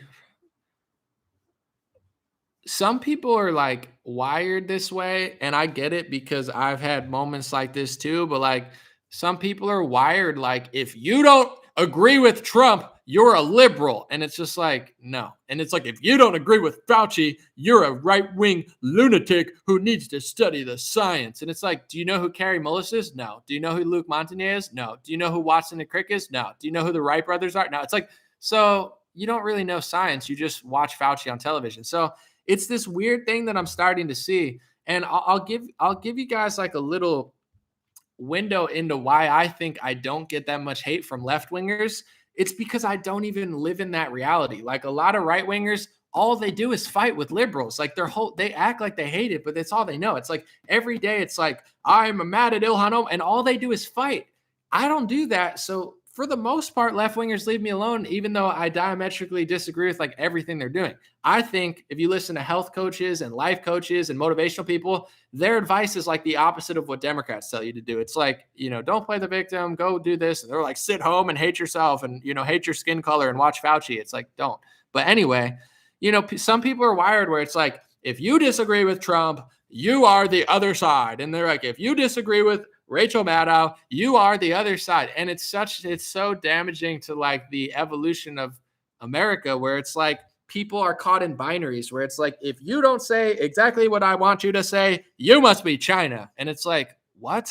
And it's like, well, oh, what are you drinking? Horse dewormer anomaly with the Joe Rogan? What are you, a horse? And I'm like, what? I don't even talk about that drug. But when I do, I guarantee I'll talk about it accurately. And like people are wired in this weird way where it's like, if you're not me, you're them. And it's not good. It is sad. It's bad for you, for me, for the country. Like, it's like, we could do so many things. I don't want to spend the rest of my life complaining about Operation Warp Speed. I don't want to spend the rest of my life defending people. Like, I want to figure something else out. We can do other things together, but we could also complain together sometimes. It'll be chill. It's set up to be binary. Oh, for sure. But it's like, I think left-wingers somewhat ignore me because I don't tap into their little games. Like I see the games I'm playing my own game. I have my own reality. I have my own show. I have my own talking points. I'm not just like punching like down at like Ilhan Omar every day. And I'm not saying I don't even like Ilhan Omar, but it's like there's certain pages I follow. They love the drama. Like every day they're just picking fights with like lowbrow liberals that like say something and they say, I'm like, I'm so tired of it. I want to talk. I actually agree with Kathy Hochul today. I don't think she has the right reasons, but I'd rather point out, I'm like, hey, I agree with the New York governor because she's saying what I said last year. That's more my style than like, I'm right wing, you're left wing. And you're just like, I get it, but I don't know. Does that really make you happy? Maybe it does. I don't know. Everybody's different, but I'm right wing. You're left wing. Left wing because they're ugly. We're prettier. I saw Dan Crenshaw speak yesterday. Who did you see? I saw Madison Cawthorn. Who did you see? I saw Charlie Kirk. They're like, eh. And I was like, I get it. It's fun. It's fun to go to events for sure. Maybe I'll pop up one time. But it's like, that's what I said. I'm like, what are we doing here? It's like high school all over again. Someone said, LOL sounds familiar. Some of the feeds are like that though. Like people love to just yell at them. Like, ha ha ha. And you're like, ah. Eric Mala.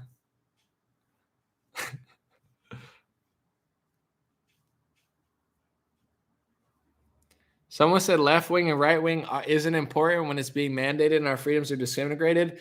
In Canada, Justin Trudeau and you have Doug Ford.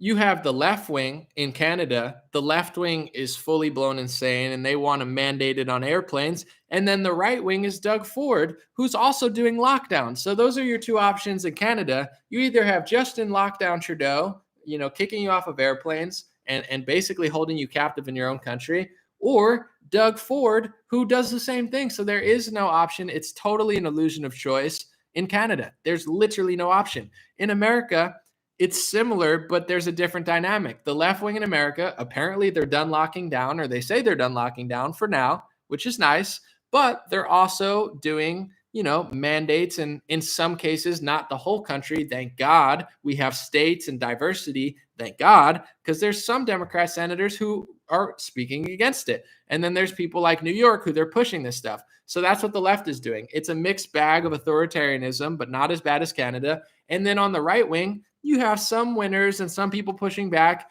And then you have the top guy, basically selling the product that they're using against people now to take away your freedom. And the more people who get that product, the less people who are going to stand up against it. The less people who stand up against it and stand up against the mandates, the more of a chance we have of our whole country failing. So I would say it's an illusion of choice in America too, not because I'm anti the product or I care if people get it, but realistically, this is what we're doing.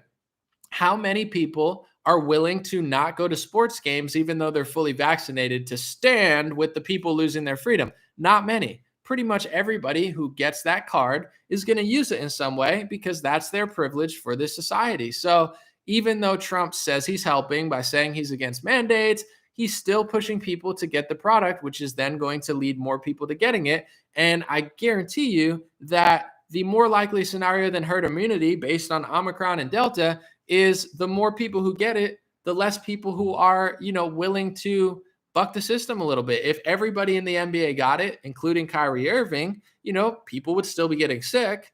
They would still be shutting games down, but you would have an easier time to do more of this stuff. That's just the unfortunate reality of what's going on. I don't wish for it because I never would have thought I wanted to care what other people did to their bodies, because I really don't. But unfortunately, the Republicans don't seem to realize that in this country, or some of them do, some of them don't. So Canada is a worse version of a, fake illusion of choice. And in America, it's a little bit better, but still the top brass in our country still doesn't seem to identify, the chess game going on. And it's unfortunate that there has to be a game, because science shouldn't be a game, but that's the reality of it. If 90% of New York City said, no, I'm not listening to mandates, it's over. That's just the truth. If you listen to the CDC, they've even admitted that part of how they make their decisions is behavioral science. It's not just literal science and, the analytics of the data. It's also behavioral science. Rochelle Walensky accurately painted this and said, it's also, this is a rough quote, I don't remember the exact words, but she said, we're trying to see what people will put up with. And if we make this big thing that people won't do, it doesn't matter because they won't listen. So we make it smaller, a couple days, because that's more followable. So they're literally admitting on television, it's like, part of how we make our decision is based on how controllable you are. How big of sheep are you? Will you quarantine for 10 days like we tell you? Then we would make it 10 days. Well, you won't do it. Well, then we'll lower it to 4 or 5 days or whatever, because we understand that people won't listen. Part of this scientific equation is behavioral science of what people are willing to put up with. And, it seems like in this country, we're doing better than Australia and Canada. So that's why it's a little disappointing that Republicans haven't come out and said this stuff. At bare minimum, I understand they might be constrained with their big pharma, overlords or something, but at least just talk about the collateral damage. I think Ron DeSantis has done that a little bit. I'm trying to think who else. Candace Owens has done that quite a bit.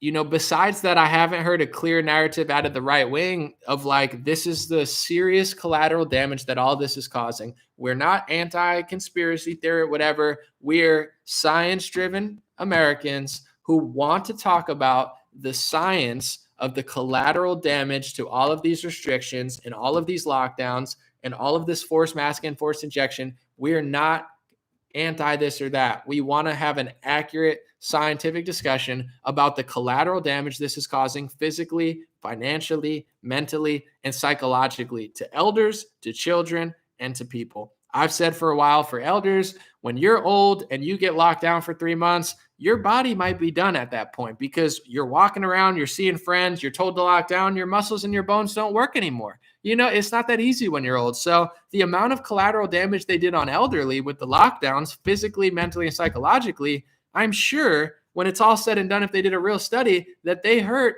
millions of elders across this world and probably millions of elders in this country, because that's just how the human body works. You got to keep it moving. It's settled science, or I won't say settled science, but it's pretty clear science that if you look at places in the world where people live longer, they have a sense of community, they exercise often, and they have a community of people in their age group to talk to and do stuff with. This has been studied. This has been shown, and they shut all that down. You think that didn't cause something? Why aren't Republicans talking about that? Why isn't that at every Trump rally? It's not a freedom rally. It's a let me see if I could get a few more boomers to take my product that I worked on with Bill Gates and Fauci rally. It's not a freedom rally. It's not a let me talk about how evil Justin Trudeau is, or let me talk about how France is like abusing their citizens and Italy's abusing their citizens, and so is New York City, and so are the airlines. That's not the rally. It's a let me see if I could sneakily sell you on this product that they will then use against people who didn't get this product, and just play it off like, see if I could not get booed this time. That's what type of rally it is. If he really cared, he'd talk about the collateral damage, and is what it is. To the one guy who's probably mad on YouTube, I want to say this too, real quick. Then I'll get to some comments. Last year in November, December, January of 2019 to 2020, or 2020 to 2021, I supported Donald Trump's legal attempt to get the right votes in. From November to January, I told people very clearly, and people even remember, I was all for it. Any lawsuit you need to do, any discovery, I want to make sure the election was fair. It seemed very sketchy to me, and I was totally on board with Donald Trump figuring out what the heck went on. As time went on, I watched him on Twitter. This is just my personal experience. And I stopped trusting him even more than I was already suspicious. I talked about it all year, but I still wanted him to win. So I have a good heart too. I said, let's see what the guy does. Let's give Trump however long he needs. Let's see if he pardoned somebody cool, or like his true colors will show in the end. So I'm going to be patient. I gave him November, December, January. And I told people on my Twitter, and people didn't like it. I said, something doesn't feel right about this, because Donald Trump is starting to, and maybe this is an experience I had with Bernie Sanders when I was too young to understand who he really was, and he kind of fooled me for a bit. I watched him change. He was never right-wing. He was definitely never like a capitalist. But if you watch Bernie Sanders in 2013 and 14, he was a real person. He was like, yo, I'm against immigration, not because I'm a hateful person, but because if you're allowing all these work visas to come, it's ruining the minimum wage. Bernie Sanders used to sound like Donald Trump. So you could say he's a horrible politician. I would agree with you. You could say he's too far left. I agree with you. But he had a soul, and Bernie Sanders had his own identity for a long time. And he was not who he is now. I watched Bernie Sanders change. Once he gave up or lost the election to Hillary Clinton, He went from being a person who was talking about things, and I started realizing he was just a pull string doll. And he said the same thing over and over and over again. And he would mix it in with, vote for Hillary, Donald Trump's bad. And I realized, I was like, Bernie Sanders went from being like a real person to a puppet. And I noticed that, and Bernie people got mad. And I was like, dude, this guy's a puppet. He sold us out, or he's just like not who he used to be, whatever. And then let's go to Donald Trump. Donald Trump is unmistakable. He's perhaps the greatest. He's the greatest Twitter user ever. Donald Trump is number one best Twitter user of all time. It's crazy that they banned him. His tweets were golden before he won the election. His tweets were amazing in 2016, amazing in 2017. He's a lunatic, but he was my lunatic. He's hilarious. So Donald Trump was the most authentic person I've ever seen in politics, and he was the most authentic person on Twitter. He was calling everything like he saw it. He's talking about this. He's talking about this. He was tapped into the world. Once COVID hit, he changed a little bit, but when he really changed, in my opinion, was after the election. I started noticing what I noticed in Bernie Sanders, how he just would say the same three things on loop. Even though I agreed with him on the election and I wanted it to be settled, he just said, Moderna, election, Moderna, election, vaccine, election, vaccine, election. And he stopped having a pulse to what was going on in the world. And every tweet was vaccine, election, vaccine, election, vaccine, election. And they weren't like tweets that had life to them. It just sounded like a copy paste puppet stuff. So I told people in November and December, I said two things about why I didn't want to go to January 6th. I said, one, believe it or not, I'm not a professional activist. When I was younger, I thought I was an activist. I was going to save the planet. Yes, I still care. Yes, in my heart, I'm an activist, but I'm not a professional activist. So as much as I, like the country, I'm not flying to DC on my own money to march in the street. Sorry, I'm just not. It doesn't mean I don't care. I'm not a professional activist. I'm not trying to role play patriot, go waste $2,000 to be in a disgusting city I don't like. No offense. I don't like DC. There's nice places. There's good people there. Same with New York. I love New Yorkers. I don't want to be in New York. I love Los Angeles people. I don't want to be in Los Angeles. I don't want to be in DC. So I'm not flying to DC to be a professional activist, waste $2,000, march in the street and go home, fly 12 hours. Like, that sounds terrible. I'm not a professional activist. I'm not Al Sharpton. I'm not Martin Luther King. I'm not an activist, okay? It's not what I do. Then also the real reason, because if there was an event that really inspired me, I'm an inspired person. Hey, I want to go to the Grand Canyon. I'm going to the Grand Canyon. I want to go to DC. I'll go to DC. I need to be inspired to go. I'm not a follower. I didn't feel good about it because I didn't want to go in the first place. I don't like DC that much. And also, I didn't trust Donald Trump. I'm like, why would I go to DC for a vaccine man rally? It's not like he just did the vaccine.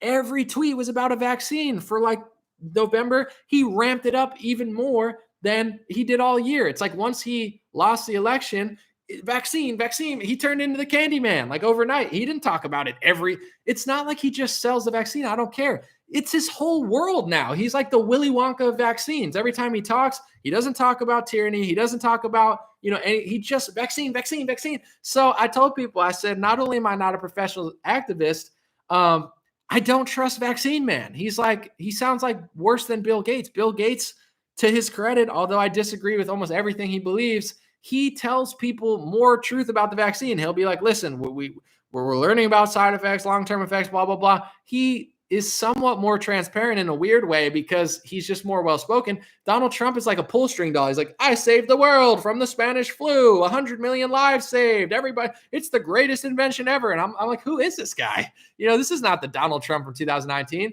So that probably saved my career and saved me a whole lot of hassle identifying that I don't want to fly across the country to rally around a vaccine salesman. And people got so mad at me and people were like, oh my God, it's going to be the greatest thing.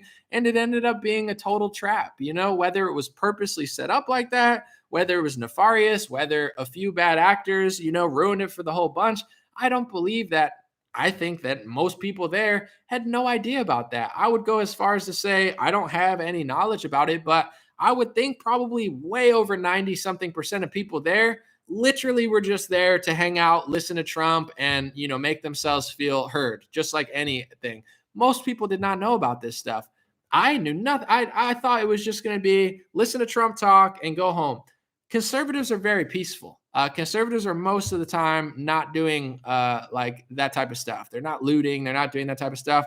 However, when you have a big event and you have hundreds of thousands of people, there's always going to be a few idiots. I've been to protests, left wing and right wing, when I was younger, when I was older. People act dumb. I've been to the Women's March. I have a fine time because I don't go to the Women's March. I was filming stuff for Flecka's, if you guys know Flecka's Talks. And, you know, I'm filming his news show or whatever. But I'm not trying to get in fights with feminists. I know we don't agree. I'm not going there to fight. Some Trump supporters go there to yell at people, and some liberals go there to yell at them. I'm not that type of person, so I would never do that. But the reality is, you know, when you have 100,000 people, there are going to be people that get carried away. There are going to be people that are followers. There are going to be probably, you know, people trying to get those people in trouble. And, you know, beyond that, I just thought before that whole event, something doesn't feel right about this. It reminded me of when Bernie Sanders went from being somebody with a pulse to somebody who read a script. I watched Donald Trump, and it was easier to see Donald Trump do it than it was Bernie, because Bernie kind of always sounded like a pull string doll. Now that I look back on it, Donald Trump was the most authentic person I've ever seen. Like, he would say things and like, people think I'm like mean and I hate him or something. I love greatness. I love people who are better than me at stuff. I love watching someone who's great at what they do. Donald Trump's the greatest Twitter user ever. When Donald Trump would say something, I would look at it in 2018 and be like, either, whoa, that's crazy but hilarious, or, man, that's so good. He was so good at using the amount of characters, because you don't have that many characters. It's not easy to be good at Twitter because it's like a TikTok. Like, oh, it's short, but you got to be, you know, he revolutionized how to capitalize, how to, you know, not punctuate certain things. Like, I would be like, dang, he's good. Like, he's great. He's a great tweeter. He's got great opinions. That's a great point.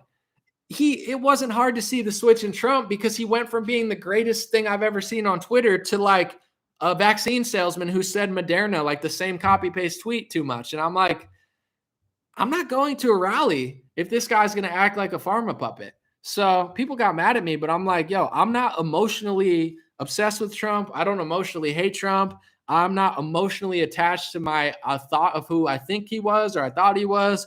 I'm pretty like, you know, show me who you are and I'll take it from there. And I'll say my final straw, per se, besides the fact that he's like only gotten worse in the last year and a half, is I wanted to see what he did at the end of his career. I wanted to see who he pardoned. I wanted to see what he made transparent. I thought maybe he had a trick up his sleeve, and he didn't. I want to say this real quick in Trump's defense as well, to be fair.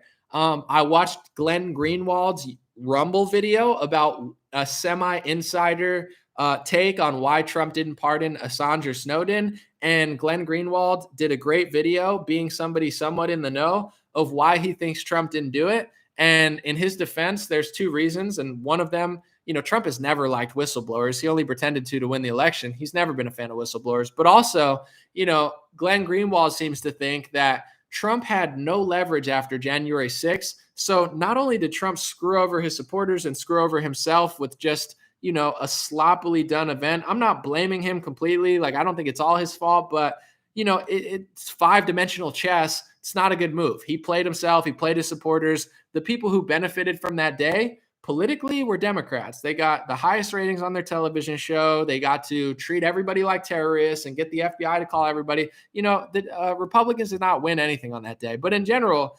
now they're trying to impeach him. And this is what Glenn Greenwald said in his Rumble video. You should check it out. You know, now he has Republicans who are saying, dude, you know, this is what Glenn Greenwald thinks, is like, now they're impeaching him over the Capitol. If you pardon Assange or Snowden, you know, we'll impeach you. So he thinks that some Republicans use the Capitol to hold it over Trump's head to then stop him from doing anything cool with his final move. If that's the case, it sucks, and it's his own fault in some ways, but that could be true. It could be true that just chess-wise, he played himself by screwing that up or fumbling that or having other people there fumble it or something going wrong, clearly, to the point where he now didn't have the leverage he needed to pardon certain people. That is one theory. That's what Glenn seems to think. I think that's very plausible. And with the Russia collusion, it's the same thing. You know, I think people realize, whether you like Trump or not, in hindsight, the entire presidency, they were trying to figure out how to stop him from doing cool stuff. Like the Russia collusion was like a 3-year sort of thing where if you're a free president, hey, I'm not, I'm doing my thing. You get to do it. Yo, if you don't do what I want to do, maybe I'll impeach you. I'm sure Trump had to deal with that all term. If you don't do what we want you to do, us Republicans, the neocon types, maybe we'll join the Democrats in your impeachment. I'm sure that was political talk his whole presidency, which would be really disappointing if that was the case of what happened from January 6th to January 20th. I don't know. That's what Glenn seems to think, but to me, it's very plausible. That's definitely like politics is an ugly game and everybody uses leverage. That's just how business works. Trump knows it. I know it. I'm sure Pelosi knows it. If you have leverage over a situation, financially, politically, vote wise, you use that for your political gain.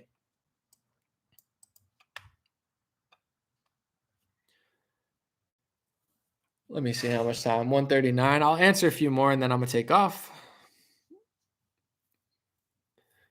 Let's see. Someone said, hey, Anomaly, I just got here. Can you start over? LOL. I know you're joking. That's funny. I love when people do it angrily. It's the funniest. They're like, dude, I just got here. Can you run it all back? It's like, yeah, dude, let me just redo the whole thing. Now it's a live show. I can't, but I know you're joking. That's funny.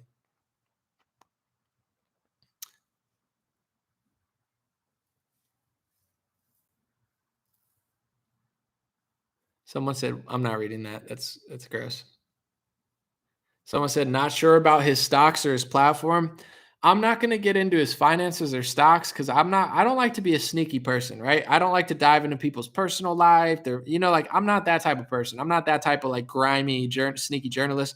I get there's a place for it. But when I talk about what Trump did with Big Pharma, I'm not diving into his personal life. I'm not going too far. I'm telling you what's public information because when you run for office, you have to make this stuff transparent. You're not allowed to just hide stuff and be like, oh, it's very transparent in America in most cases where you get your money from, where your donors come from. This is public knowledge. So when I say this stuff, don't get mad at me. Don't freak out. Don't ask me where I'm getting it. You could Google it yourself or DuckDuckGo. You could see it in multiple articles. And in those articles, if you really want to go further, just check. I don't know if it's called the Federal Something Commission.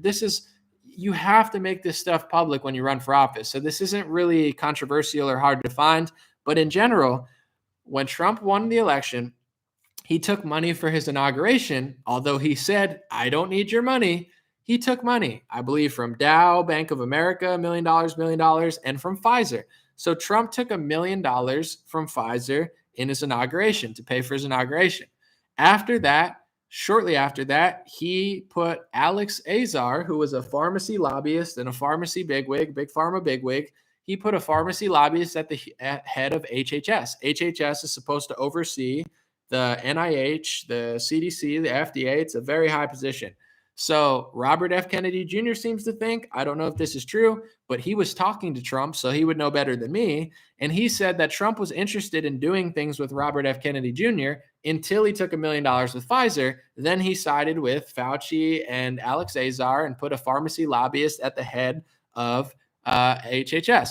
Is that so crazy to think about? If you're Donald Trump, you don't know that much about everything. I mean, he's a smart guy, but at the same time, you got a lot of positions to fill. Who do you fill positions to? Do you give Betsy DeVos a position who helped you? Do you give, one of Pfizer's buddies a position because they gave you $1 million?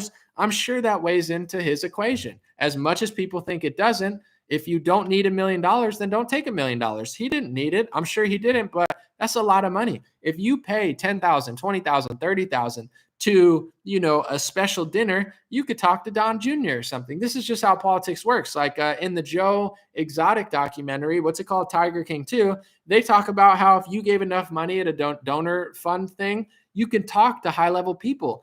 That's for like $30,000 or $40,000 or $20,000. You could have conversations with people. If you give $1 million, to a fund, you're getting something out of it. You're definitely getting a meeting, and you're definitely saying what you want for it in that meeting. That's for sure. I mean, not for sure, but come on. You're You're not just willy-nilly throwing $1 million at a politician. So once Trump got that $1 million, he put a pharmacy lobbyist at the head of Human Health Services, or HHS, however you say what it stands for. In 2020, he's the number 2 recipient from Big Pharma. I believe Joe Biden, slow Biden, got like $8 billion from Big Pharma, according to OpenSecrets.org. Trump got $2.5 million. It's a lot less than Biden, but isn't that pretty equivalent to how much they're shilling right now? It's like Biden's the biggest shill, and Trump is 3 times less of a shill than him, and that lines up with the money. So I have a hard time thinking that Trump's taking $1 million from a pharmacy position, putting pharmacy people at the top of our thing, signing. If you look at when he signed the 2019 universal flu vaccine executive order for a pandemic and a flu task force, there was no pandemic at the time, at least not publicly. So it's interesting timing, to say the least.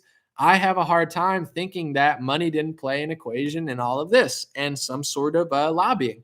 I am almost positive it did, based on the receipts. So without getting mad at me, I mean, you can if you want, I don't really care, but it's plausible to think that Trump indeed did kind of, sell us out. And at this point, whether he did or not, I would forgive him tomorrow if he just started being a leader for the free world. When he was a leader for the free world, he was on the pulse of every topic. Right now, you could get mad at me if you want, but if you did this experiment and you add up every time Donald Trump has sold the vaccine, add up all the minutes that he sold the vaccine on television, at his rallies, everywhere, and then take that and compare it to all the time he stood against tyranny, talked about what they're doing in our country with the mandates and how against him he is, and the military people being forced against their will, and the nurses that love Trump being forced against their will, and the truckers and the work and everybody.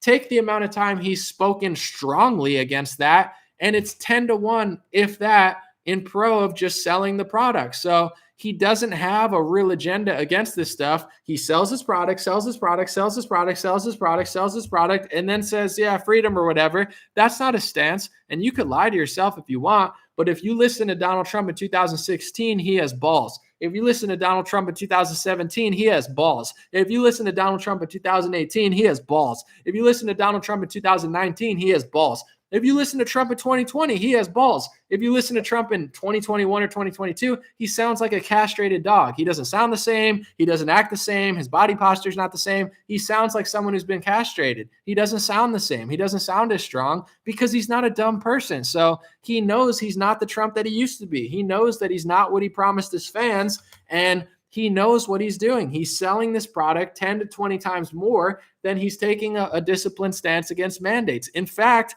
I don't know. I would love to be challenged. I don't know if I've ever seen him get up there and be against mandates without selling the vaccine first. It's your consolation prize to have to hear his Pfizer shilling. It's like, yeah, and mandates or whatever. It's never like, I'm principally against mandates. It's totally corrupt. It's totally wrong. And I'm here to tell you why it's wrong. And I'm here to make America free again. And I disagree with what's going on in New York and in Canada and all across the world and with my friends in other countries like Boris Johnson. I am against mandates. This is so important. I am your leader. There is none of that. It's just castrated dog Trump saying, I'm going to sell you this product for 5 minutes. And yeah, I mean, mandates or whatever, they're bad, but like, you should get it. They're bad, but I saved the world. They're bad, but Spanish flu. That's it. There is no principle stand against mandates. He's throwing you a cookie so you don't keep booing him because he wants to sell that product and jam it down your throat. That's the truth. You can get mad at it. You could lie to yourself. There's been no 5 to 10 minute speech of Trump against it. To his credit, Ron DeSantis does it every week. Rand Paul's made YouTube videos to talk about it. Candace Owens does it. DC Draino. Everybody does it in the Republican Party except for Trump. And that's why he sounds like a castrated dog, because he's probably embarrassed. I don't know why he's doing what he's doing. I don't know if he's giving up. I don't know if somebody said something to him. I don't know. I almost kind of feel bad for him because I don't think he's as dumb as people think he is. Like, when you listen to people like Candace, who I like, she's like, oh, he doesn't know what he's doing. Like, if you listen to her video, her theory is like, he's just like old and dumb and he believes the mainstream media. On one hand, I think he does just watch like Fox News. I think he does watch too much mainstream media. I actually agree with Candace. That's true. But I don't think he's that oblivious to mandates and vaccines and stuff. I don't think he's oblivious. I really don't. Because if he was oblivious, I feel like he'd sound a lot stronger in his conviction. You could feel a man when he's conviction. When I say I'm not a slave, I'm not a lab rat, I'm no dummy. I mean what I say what I mean. I'm not going to bow down to this tyranny. You could feel it. You don't hear that with Trump anymore. You used to. It's like, I saved the world. Don't boo me. Please don't boo me. The mandates are bad or whatever, but like, I need to sell this product more. That's not a real human pitch. That's not a real, I do not agree with biomedical security state. That, to be fair, he helped usher in. There is none of that. You can lie to yourself, but it's like a 10-to-1 ratio, selling the product, very rarely standing against it, and never standing against it as a solo statement. It's always on the tail end of a sale for the product. Say what you want, get mad at me, but this is something you're not going to hear anywhere else. And this is why people tune into me, because I'm not just copy and pasting generic Republican stuff and acting like I created it when I saw someone say it on Twitter last week. This is real. This is happening, and no one wants to say it. But, this is why people tune in. I'm not just, copy paste a joke I heard that someone else stole and everybody thinks I'm funny, but I just stole it from someone else. Like, no, this is real thoughts. Someone said Trump has to know Alex Jones told him. Alex is going off on Trump. I love it. Honestly, it's like, and here's the thing with Trump and Alex Jones. You might like Alex Jones. You might not like Alex Jones. The media definitely doesn't like Alex Jones. Most Republicans in media probably don't like Alex Jones, but Trump did like Alex Jones, or at least pretended to like Alex Jones. And Trump went on Alex Jones's platform because he had one of the biggest YouTube channels. So regardless of your personal feelings about Alex Jones and his accuracy or whatever, whether you love him or you don't, the truth is when Alex had a big platform, Donald Trump went on and said, you do a good job. People respect you or whatever. Like, thanks for endorsing me. He went on Alex Jones's show to run for office. And even though Alex has been kicked off YouTube, Alex still has a very big audience. He still has a very big radio audience, a very big video audience on Band.video. So Alex Jones is one of the original Trump supporter. Alex Jones is one of the biggest Trump supporters in media. Like, people sleep on Alex because he's such a wild boy, but like, you think of like Rush Limbaugh, right? Rush Limbaugh is a revolutionary. He revolutionized conservative talk media. He's got this massive audience that people don't even realize, but he's so popular. Rush was that dude. Alex is kind of that dude in his own category. Like, he's that big in a way that people don't even realize he's that big because he's so not mainstream, and he does it his own way. So Alex Jones going against Trump hard, saying I'm at war with Trump. Like, dude, Alex has been railing against Trump the last couple of weeks. That you don't think Trump has heard that? Of course he has. I'm telling you, dude, you could feel like Trump is not, I refuse. And people might hate me for this, but I don't think Trump is dumb. In some cases, I'll say I think that when I'm upset or whatever, but like you can hear it in his voice because I feel like he knows what he's doing and he hears the backlash and he knows it's not popular and he knows his core supporters are getting annoyed with it, but he just keeps doing it anyway. I feel like I don't want to treat Trump like a baby. Like, a lot of people who like him, they feel like they want to treat him, and this is their right to do it. It's all good, but they say, I love Trump, I respect him, I want to vote for him again, but I think he's like too dumb to understand what's going on. I think he's too old. I think he only like follows the television, and I think he's like an old man who can't get with the times. People think like when Candace said similar stuff, she didn't say exactly that. People were acting like Candace softballed him. And I'm like, I get what you're saying because she likes Trump and she wants to see the good in him, but that's not really a compliment. Like, people got so mad at me, like, you're gatekeeping, you agree with it. Yes, I like Candace. Yes, I don't want to say something mean about Candace because I like her and I respect her. And I think she's done a great job against medical tyranny. But in a funny way, I wasn't just shilling for her. If I don't disagree. I disagree with that, but I actually like that she said that because it's not a compliment. People think that's super nice. Like, in a way, yeah, she's being nice to him, but it's like, it's saying you're too old and dumb to like follow traditional media. Like, you're a moron, So in one hand, it's definitely being thoughtful, but in another way, it's like, if Trump watches that video, which I'm sure he's seen, you think Trump watches the Candace video and be like, oh yeah, she really thinks I'm a smart guy. It's like, no, she thinks you're too old to know what's going on. That's why I defended it, because I was like, I'm glad Candace said that, and I'm glad she gave a good interview, and I'm glad we're talking about it, and I'm glad she was tougher on Julian Assange. She did her job. And so many Trump supporters for a year before she said that were like, you're so mean to Trump.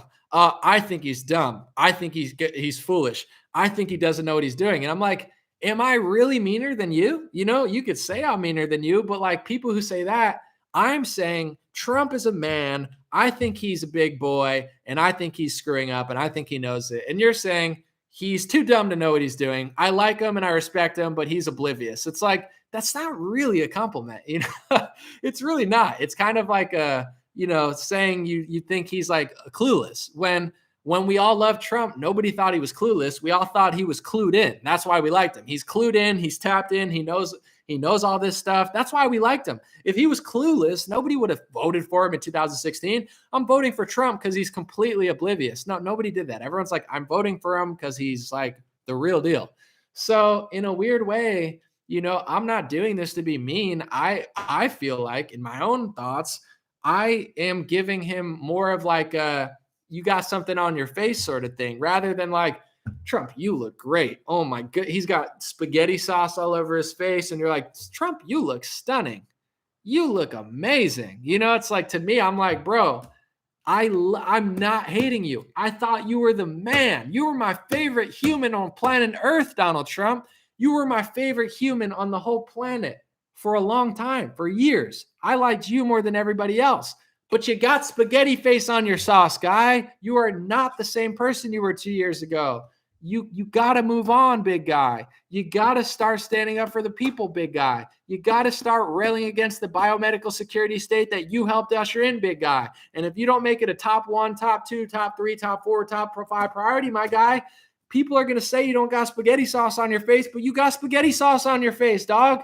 And I say that from a place of love. I went to the White House, Donald Trump. I got invited by the Hispanic Latinos because I'm part Puerto Rican, and apparently people don't respect my white side, but that's cool. Shout out to my Latinos. I love them too. But anyway, I was in the White House, and I was so proud to be there.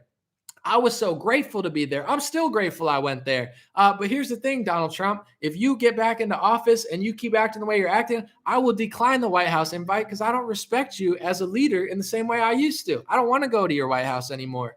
I'd rather go to your White House than Biden's White House. That would creep me out, being in Biden's White House. Everybody's wearing a mask. Billy Porter's got a dress on, singing Christmas songs. I would be like, what the heck is going on here? I would never go to Biden's White House, but I don't want to go to your White House either. So I'm not trying to be mean. I loved you. You're not who you used to be, and you got spaghetti sauce on your face. That's my message, from a place of love.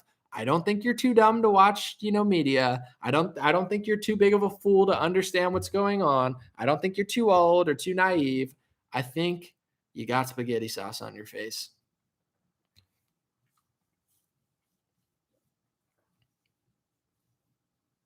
And maybe I have some crap on my face too, because I'm always streaming with something on my face. I got like hair on here. I got like, I'm always like, I watch my videos back because people don't understand this. For now, this might change in March. I think I'm getting some help. But in general, it's like I light myself, I film myself. So sometimes I watch my videos back and I'm like, dang, I got some, I got like some dandruff here or something. And I'm like, I don't realize till after, but I'm like, I'm not refilming that just because of that. I do this thing out of my living room. I really live that life.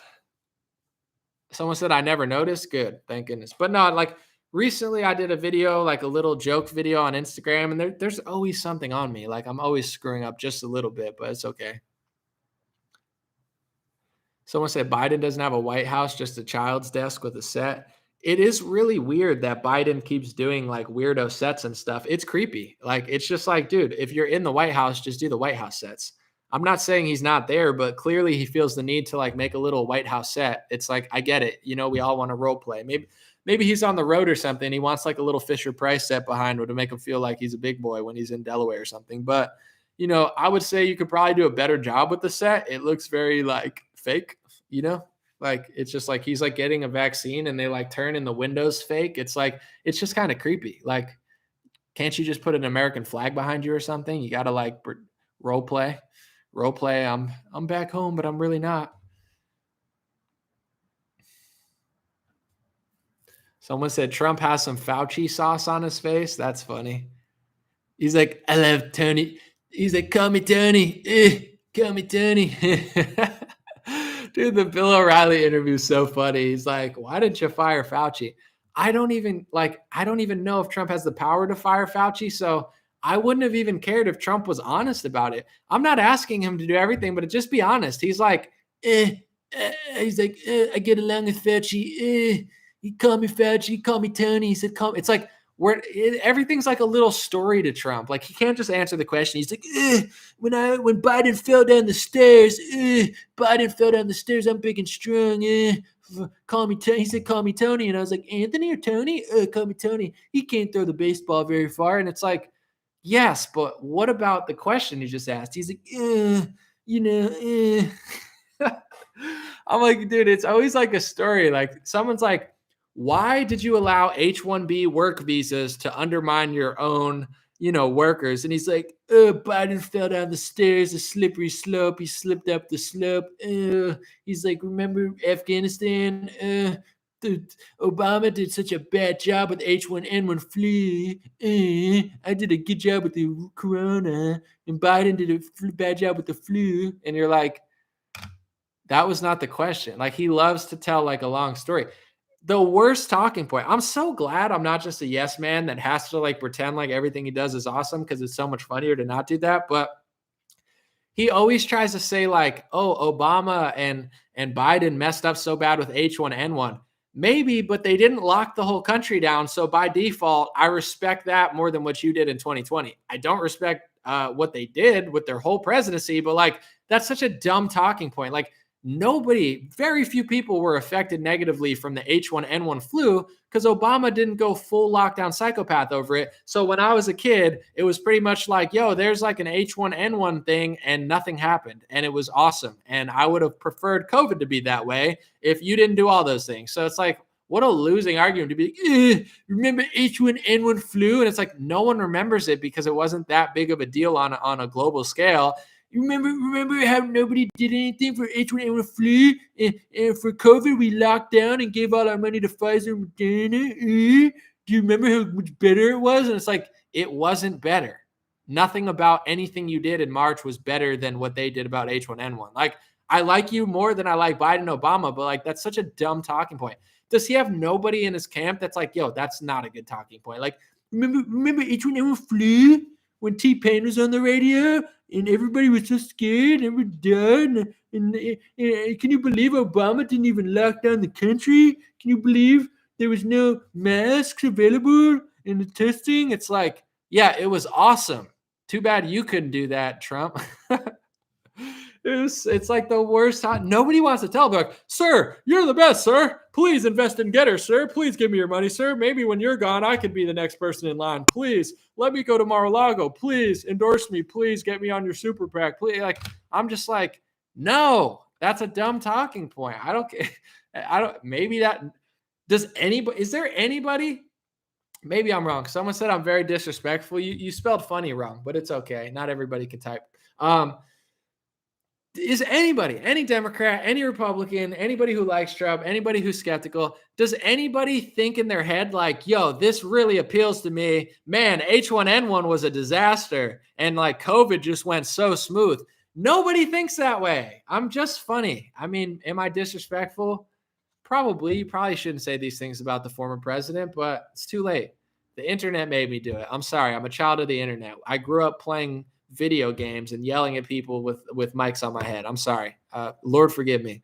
I care about what he thinks more than you. And he's probably disappointed too. So I appreciate the input. But anyway, it's like people are like, dude, he's winning moderate votes. Who thinks H1N1 was this massive disaster and COVID was handled perfectly by the Trump administration? Nobody. Maybe Keith Olbermann. Keith Olbermann's the only person that's like, yeah, that makes sense to me. You know, everyone else is like, what? Like, he's like, my vaccine saved the world from the Spanish flu epidemic. And Biden and Obama just really blew it with the H1N1 flu. Don't you remember how bad it was? I was like, no, I remember Power Rangers and Ninja Turtles and like Home Alone and Full House. And thank you for being a friend Betty White in her prime or after her prime, but she was still priming in her 60s like a boss. I remember that. I don't remember H1N1 flu because nobody locked the country down and everyone was better off for it, dummy. Like, who are his advisors? Like, yeah, keep talking about the H1N1 flu and how much worse it was. It's like, says literally nobody.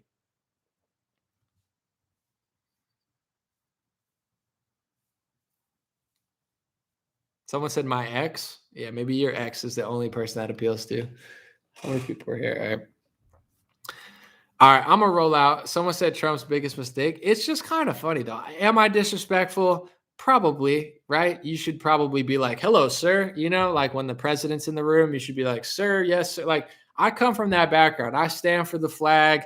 I'm a respectful person in real life, but I'm also trying to be funny. So comedy, it's hard to be like super nice. It's like, you know, if you were a comedian and you're like, when I see the president, I say, sir, yes, sir. Like, yeah, of course I would do that if I was in the same room with Trump. Not because I'm fake, because it's respectful. But if that was like my comedy routine, no one would laugh because there's nothing funny about it. But anyway, it's just kind of funny to joke about. Do you not agree? It's much better than pretending like it's all like epic. It's like, no, it's kind of funny.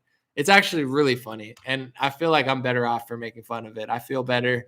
People are laughing. It's a fantastic time. Some people are crying, but most people are laughing. That's like a comedy routine. You're like, what's up with hipster chicks, you know? And everyone's like, ha ha ha. They're like, why are they always drinking oat milk lattes? And everyone's like, ha ha ha. And then you have like one hipster chick, she gets up and she's like, what the heck? You're like, what's this? You know, what's this misogynist doing on stage? And it's like, you know, that's kind of how I think. I'm sure like most people are laughing, but there's going to be a few people who are like, dude, come on, dude. What the hell are you talking about? Dude, he had to do it. He had to trust Fauci. I mean, how is he going to take Fauci down without giving Fauci more power? How is he going to expose Big Pharma without giving them the PrEP Act and, you know, billions of dollars? How is he going to fight socialism without printing trillions of dollars? How is he going to fight socialism without bringing in socialism? How is he going to stop the biomedical security state without bringing it in and blaming H1N1? It's like, there's going to be a few people like that, but I just tune it out and just keep driving forward. I don't know if that's the best opinion, but it makes me feel good. Appreciate y'all. God bless you. God bless your family. God bless America. God bless the world. Someone said, I can't believe I didn't think this. My common sense kicked in. I mean, here's the thing. Don't feel bad about it, Kim. There's all times in my life, your life, everyone's life, and there's going to be many times ahead where we're wrong about stuff, where we get fooled. Even the smartest person gets fooled, especially people who think they're really smart, like these pseudo-intellectual, like behavioral scientists. They're constantly getting bamboozled because they think they're smarter than they are. But anyway, there's nothing bad about it. I'm going to get fooled again. I got fooled in the past. We're all going to get fooled, but it's good to talk about. And I think the reason a lot of people don't think like that, a lot of people are thinking this, but when you're in an echo chamber, it's hard to really think differently. Like, for example, if you're in a left-wing echo chamber, most left-wingers talk about what I talk about publicly by themselves when they're drunk. I've seen it literally, like somebody who's like a social justice warrior, they have 3 drinks and they're like saying crazier stuff than I would say. It's like, everybody thinks it. They're just afraid to say it. So on the right wing, although there is more diversity of thought than the left, there's still a lot of echo chambers. There's still a lot of talking points that I see every right-wing influencer say, and I don't agree with it. I mean, certain things are debatable. It's an opinion. It's a perspective. It's an analysis. So there is no finite absolute truth with certain things when it comes to our opinions and stuff. But I see a lot of bad opinions and bad, you know, talking points that nobody challenges on the right wing. And I see all these influencers saying it. And to me, you know, I'm not going to say we're brainwashed, but that's kind of how you get brainwashed is you hear the wrong thing 100 times and it just becomes what you think. That's like the textbook definition of getting, you know, duped. And it happens to all of us in some ways. It's like, I'm like, oh, Rice Krispie treats are amazing and filled with the greatest vitamins. And it's like, yeah, I heard that commercial 100 times, but then you look at the ingredients and you're like, wow, that's a lot of sugar in there. They don't talk about that. But in general, you know, it's all good. But that's why I talk about this stuff. Sometimes it's tough.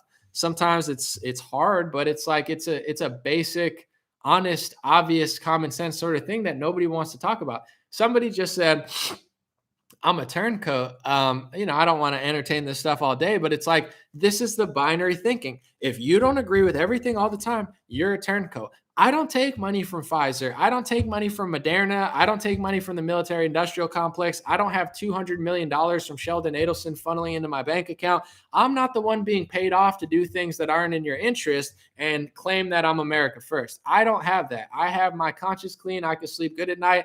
The people that you don't want me to question, the people that you call me names for questioning, have literally on record took $1 million from Pfizer. You wouldn't like me if I took $1 million from Pfizer. You would question my, talking points if I took $1 million from Pfizer, but you won't even question your golden calf idol for taking $1 million from Pfizer. And then if somebody like me brings it up or makes a funny joke about like a funny talking thing he did, like a comedian, you call me a traitor. That's binary thinking. I'm team red. I'll continuously get fooled by them. I just want to hear what everyone else is saying. Then go on Getter. Everybody will say the same thing and make fun of liberals. And, you can get that nice little 100 people saying the exact same wrong thing. But there's a lot of people that appreciate here where it's like, wow, that makes a lot of sense. I haven't heard that. It's because there's a lot of echo chambers. Janet said, bye, traitor. Bye, Janet. You're a patriot. You're the best. You're going to save America. Who do you listen to? I'm just curious before I leave. I'm not mad at you. I'm just curious, like who is your source of information that you like the most? Someone said, Anomaly, you're not a political pundit or that smart. I question your mental state, said Judith. I question your mental state if you're listening to me for 2 hours and you think I have like a mental problem. It's like, why would you listen to me for 2 hours? When Keith Olbermann talks, I tune it out after 2 minutes.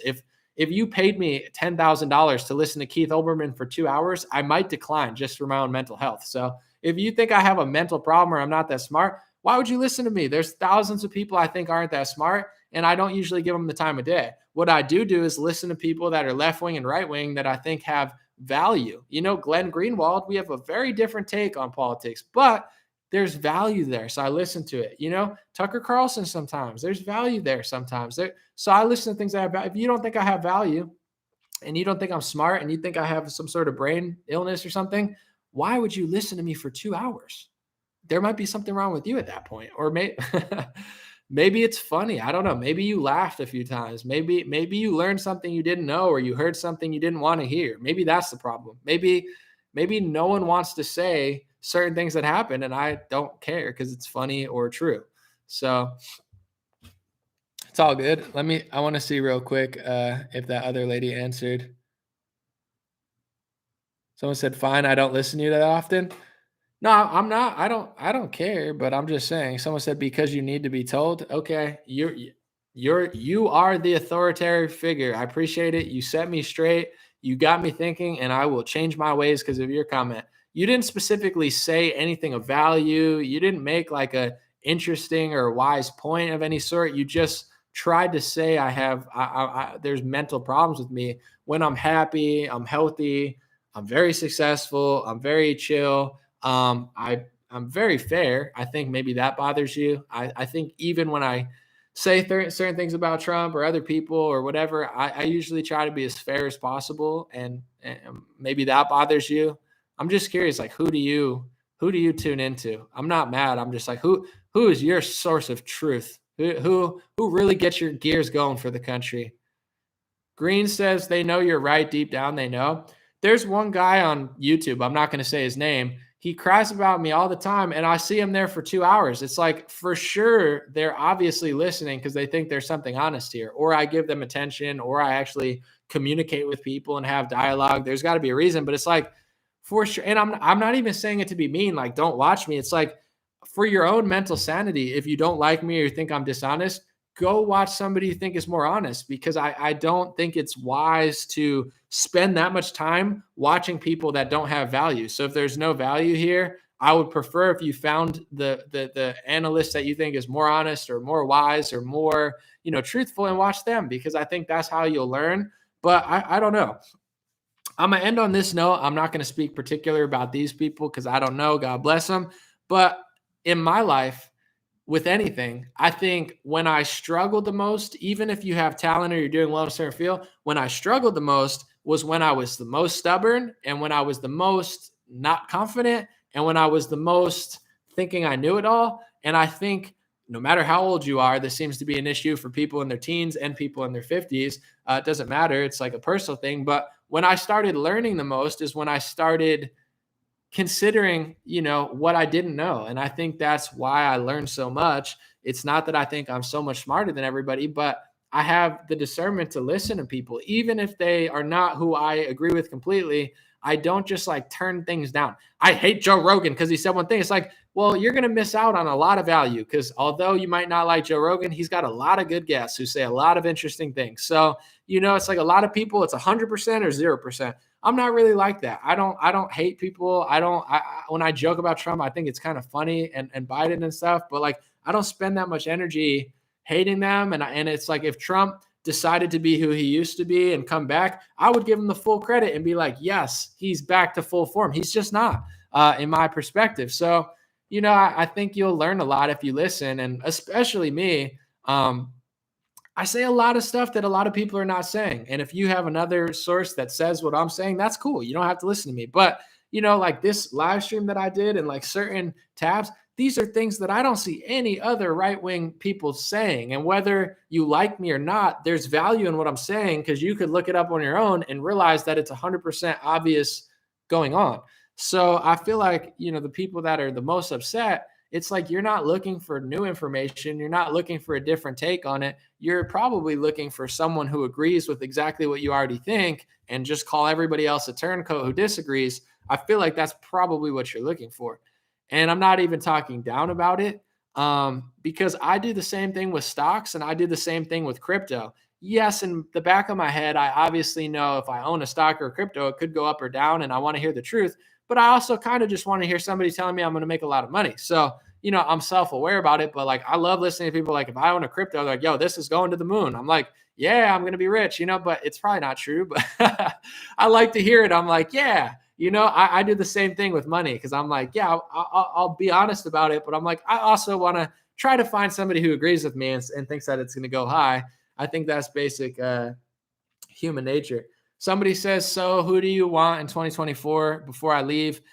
This is something we talk about all the time, but like my whole life doesn't, believe it or not, doesn't revolve around other men. I'm my own man. So I don't look for completion. I don't look for solace. I'm done seeking identity through political figures. I have my own identity. I have my own agenda for what I want to accomplish in my life with my health, with my business, with my world. I will vote for people that I like. I will identify when it doesn't matter that much. I will make decisions locally and federally for myself.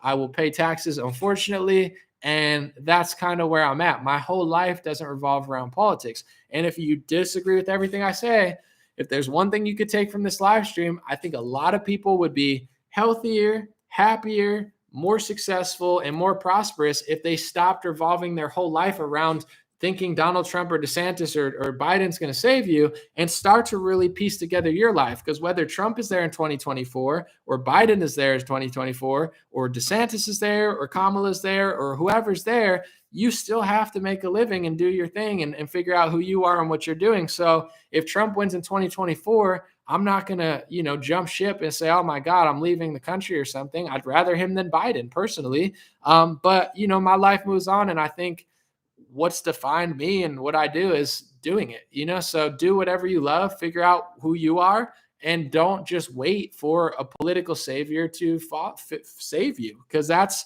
a lot of accounts are, building an audience of like, let's wait for the savior. It's like, are you Christian? Do you believe Jesus is going to save you?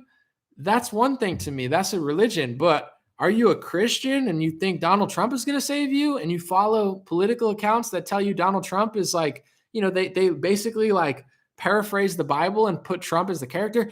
I'm losing faith. He's my savior. He's going to save that. It's like, it's becoming more than just like a political movement, which is fine. It's up to you. But, even if you hate everything I say, I don't care. I mean, I do care obviously about who wins in 2024. And, there's politicians that I like better than others, but for sure the next 2 years of my life are not going to revolve around who's going to win in 2024. It's not happening. It would be a disservice to my own life. And I do want to say this too.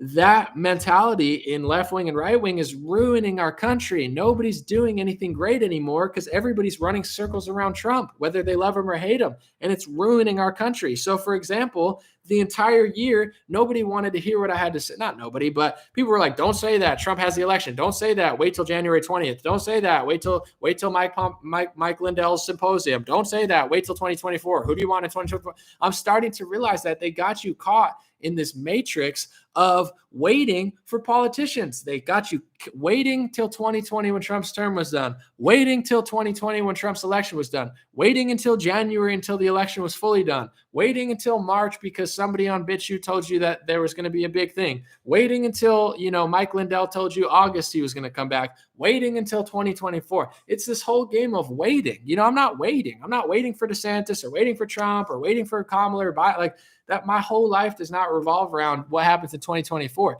And that's part of, the trap. It's not even like, oh, you're left wing or right wing. Like that is part of the trap too. But it's like they got you running circles around this idea that one of these people is going to do something that they're probably not going to do. And our nation becomes great when the net sum of our nation is working out, building things, doing better. You know what I'm saying? Like we're a net sum of ourselves. Think of us like a beehive. We got 350 million of us. We're not just Donald Trump selling McDonald's and Pfizer vaccines. We're not just Joe Biden losing his memory. We're a net sum of every corporation, every business, every community, every person, every athlete, every entertainer. That's who we are. That's our culture. That's our nation. That's our everything. And we're a part of it. You're a part of it. So, we can't save the world and we can't do everything, but if we could all be a little bit better and, stop waiting and stop, freaking out over COVID, over Trump, over Biden, over this, and do stuff, you'll see our nation improve. So that's I hope, regardless of what people think, it's like, just figure out what makes you happy, figure out how to do it and try to do it. And don't be afraid of making mistakes and failure happens, but figure out who you are, because you can't we can't define ourselves by hating Trump or loving Trump or waiting for Trump or losing faith in Trump and waiting for DeSantis. Like we gotta do our own thing. And once we do our own thing, we'll be able to better judge these people. I think once you get yourself together, it's easier to navigate and discern through the crazy circus that is politics. God bless you guys. Real quick before I leave, I haven't plugged it that much, but two things: the hats, the sweatshirts. The hats are fine; these are always going to be there for the most part. But the sweatshirts, the tank tops at dreamrare.com or godblesshats.com, they're almost sold out. The tank tops, there's under 10 left of each, I believe. The sweatshirts, there's a couple dozen left. I don't know exactly how many, but when they sell out, there's no more. So if you want those, dreamrare.com or godblesshats.com. That is the way, outside of revenue on here, that I'm able to fund myself. In March, I'm going to be bringing my best friend on to work with me. I hope it works long term, but we're going to do a trial, and I'm going to be paying him. So I'm going to have to even really watch my finances even more to bring on my first employee, who is also my good friend. So I keep it in house. And also, I have a song coming out. Melissa said you are not in touch. Melissa, I mean, the last 3 minutes is like you're getting out of my channel, and you don't have to like it, but you're getting like a motivational speaker and like business, business game. Like this is when I listen to like Gary Vee or David Goggins. Like I'm giving you that game. If you don't want it, go be miserable outside or go listen to somebody else. You sound like a miserable woman, but in general, God bless you. But it's like, you're not in touch. Then click the X button. You're such a baby. But anyway, God bless you. Dreamrare.com, godblesshats.com. And I have a song Friday with Bryson Gray. Judith is still here. You're a sellout. I'm a sellout for selling made in America products that I design myself. I make in America. I employ American businesses, and I use it 100% income. So I don't have to take $1 million from Pfizer like Donald Trump. Cry more, Judith. Another W for Anomaly. Godblesshats.com, dreamrare.com. Go watch something else, Judith. Go watch Golden Girls. Go watch Price is Right. Check out the old episodes with Bob Barker. You'll enjoy it. You know what I'm saying? Go watch. Maybe you're like a soap opera type of woman, but go do what you love. Like, why sit here and be miserable? Like you're just making everyone else laugh, but like you're probably you're probably like making yourself miserable. Go watch Wheel of Fortune with Pat Sajak and Vanna White. It's a great show. Song Friday with Bryson Gray. Money-wise, I don't care, but I do want to try to hit the Billboard charts because it's a great song. Bryson has a huge audience in music. I have a huge audience in this, and I would love to stick it to the music industry and show them that we can hit the Billboard chart without any of their labels or any of their advertising revenues. So check out that song on Friday. Bryson Gray, Anomaly, is going to be a banger. Hopefully you enjoy it. And God bless you, Judith, and the other miserable woman who listened to like 10 minutes of a motivational speech about business and growing and working out and just said, "You're not together." It's like, cool. Then, why don't you start a channel, and you could hopefully inspire so many people with your amazing, your amazing attitude. I'm sure you could really inspire a lot of people. So I agree. I suck. Just, you sound like you're going to crush it. God bless you guys anyway. Have a good day, and I'll be back soon.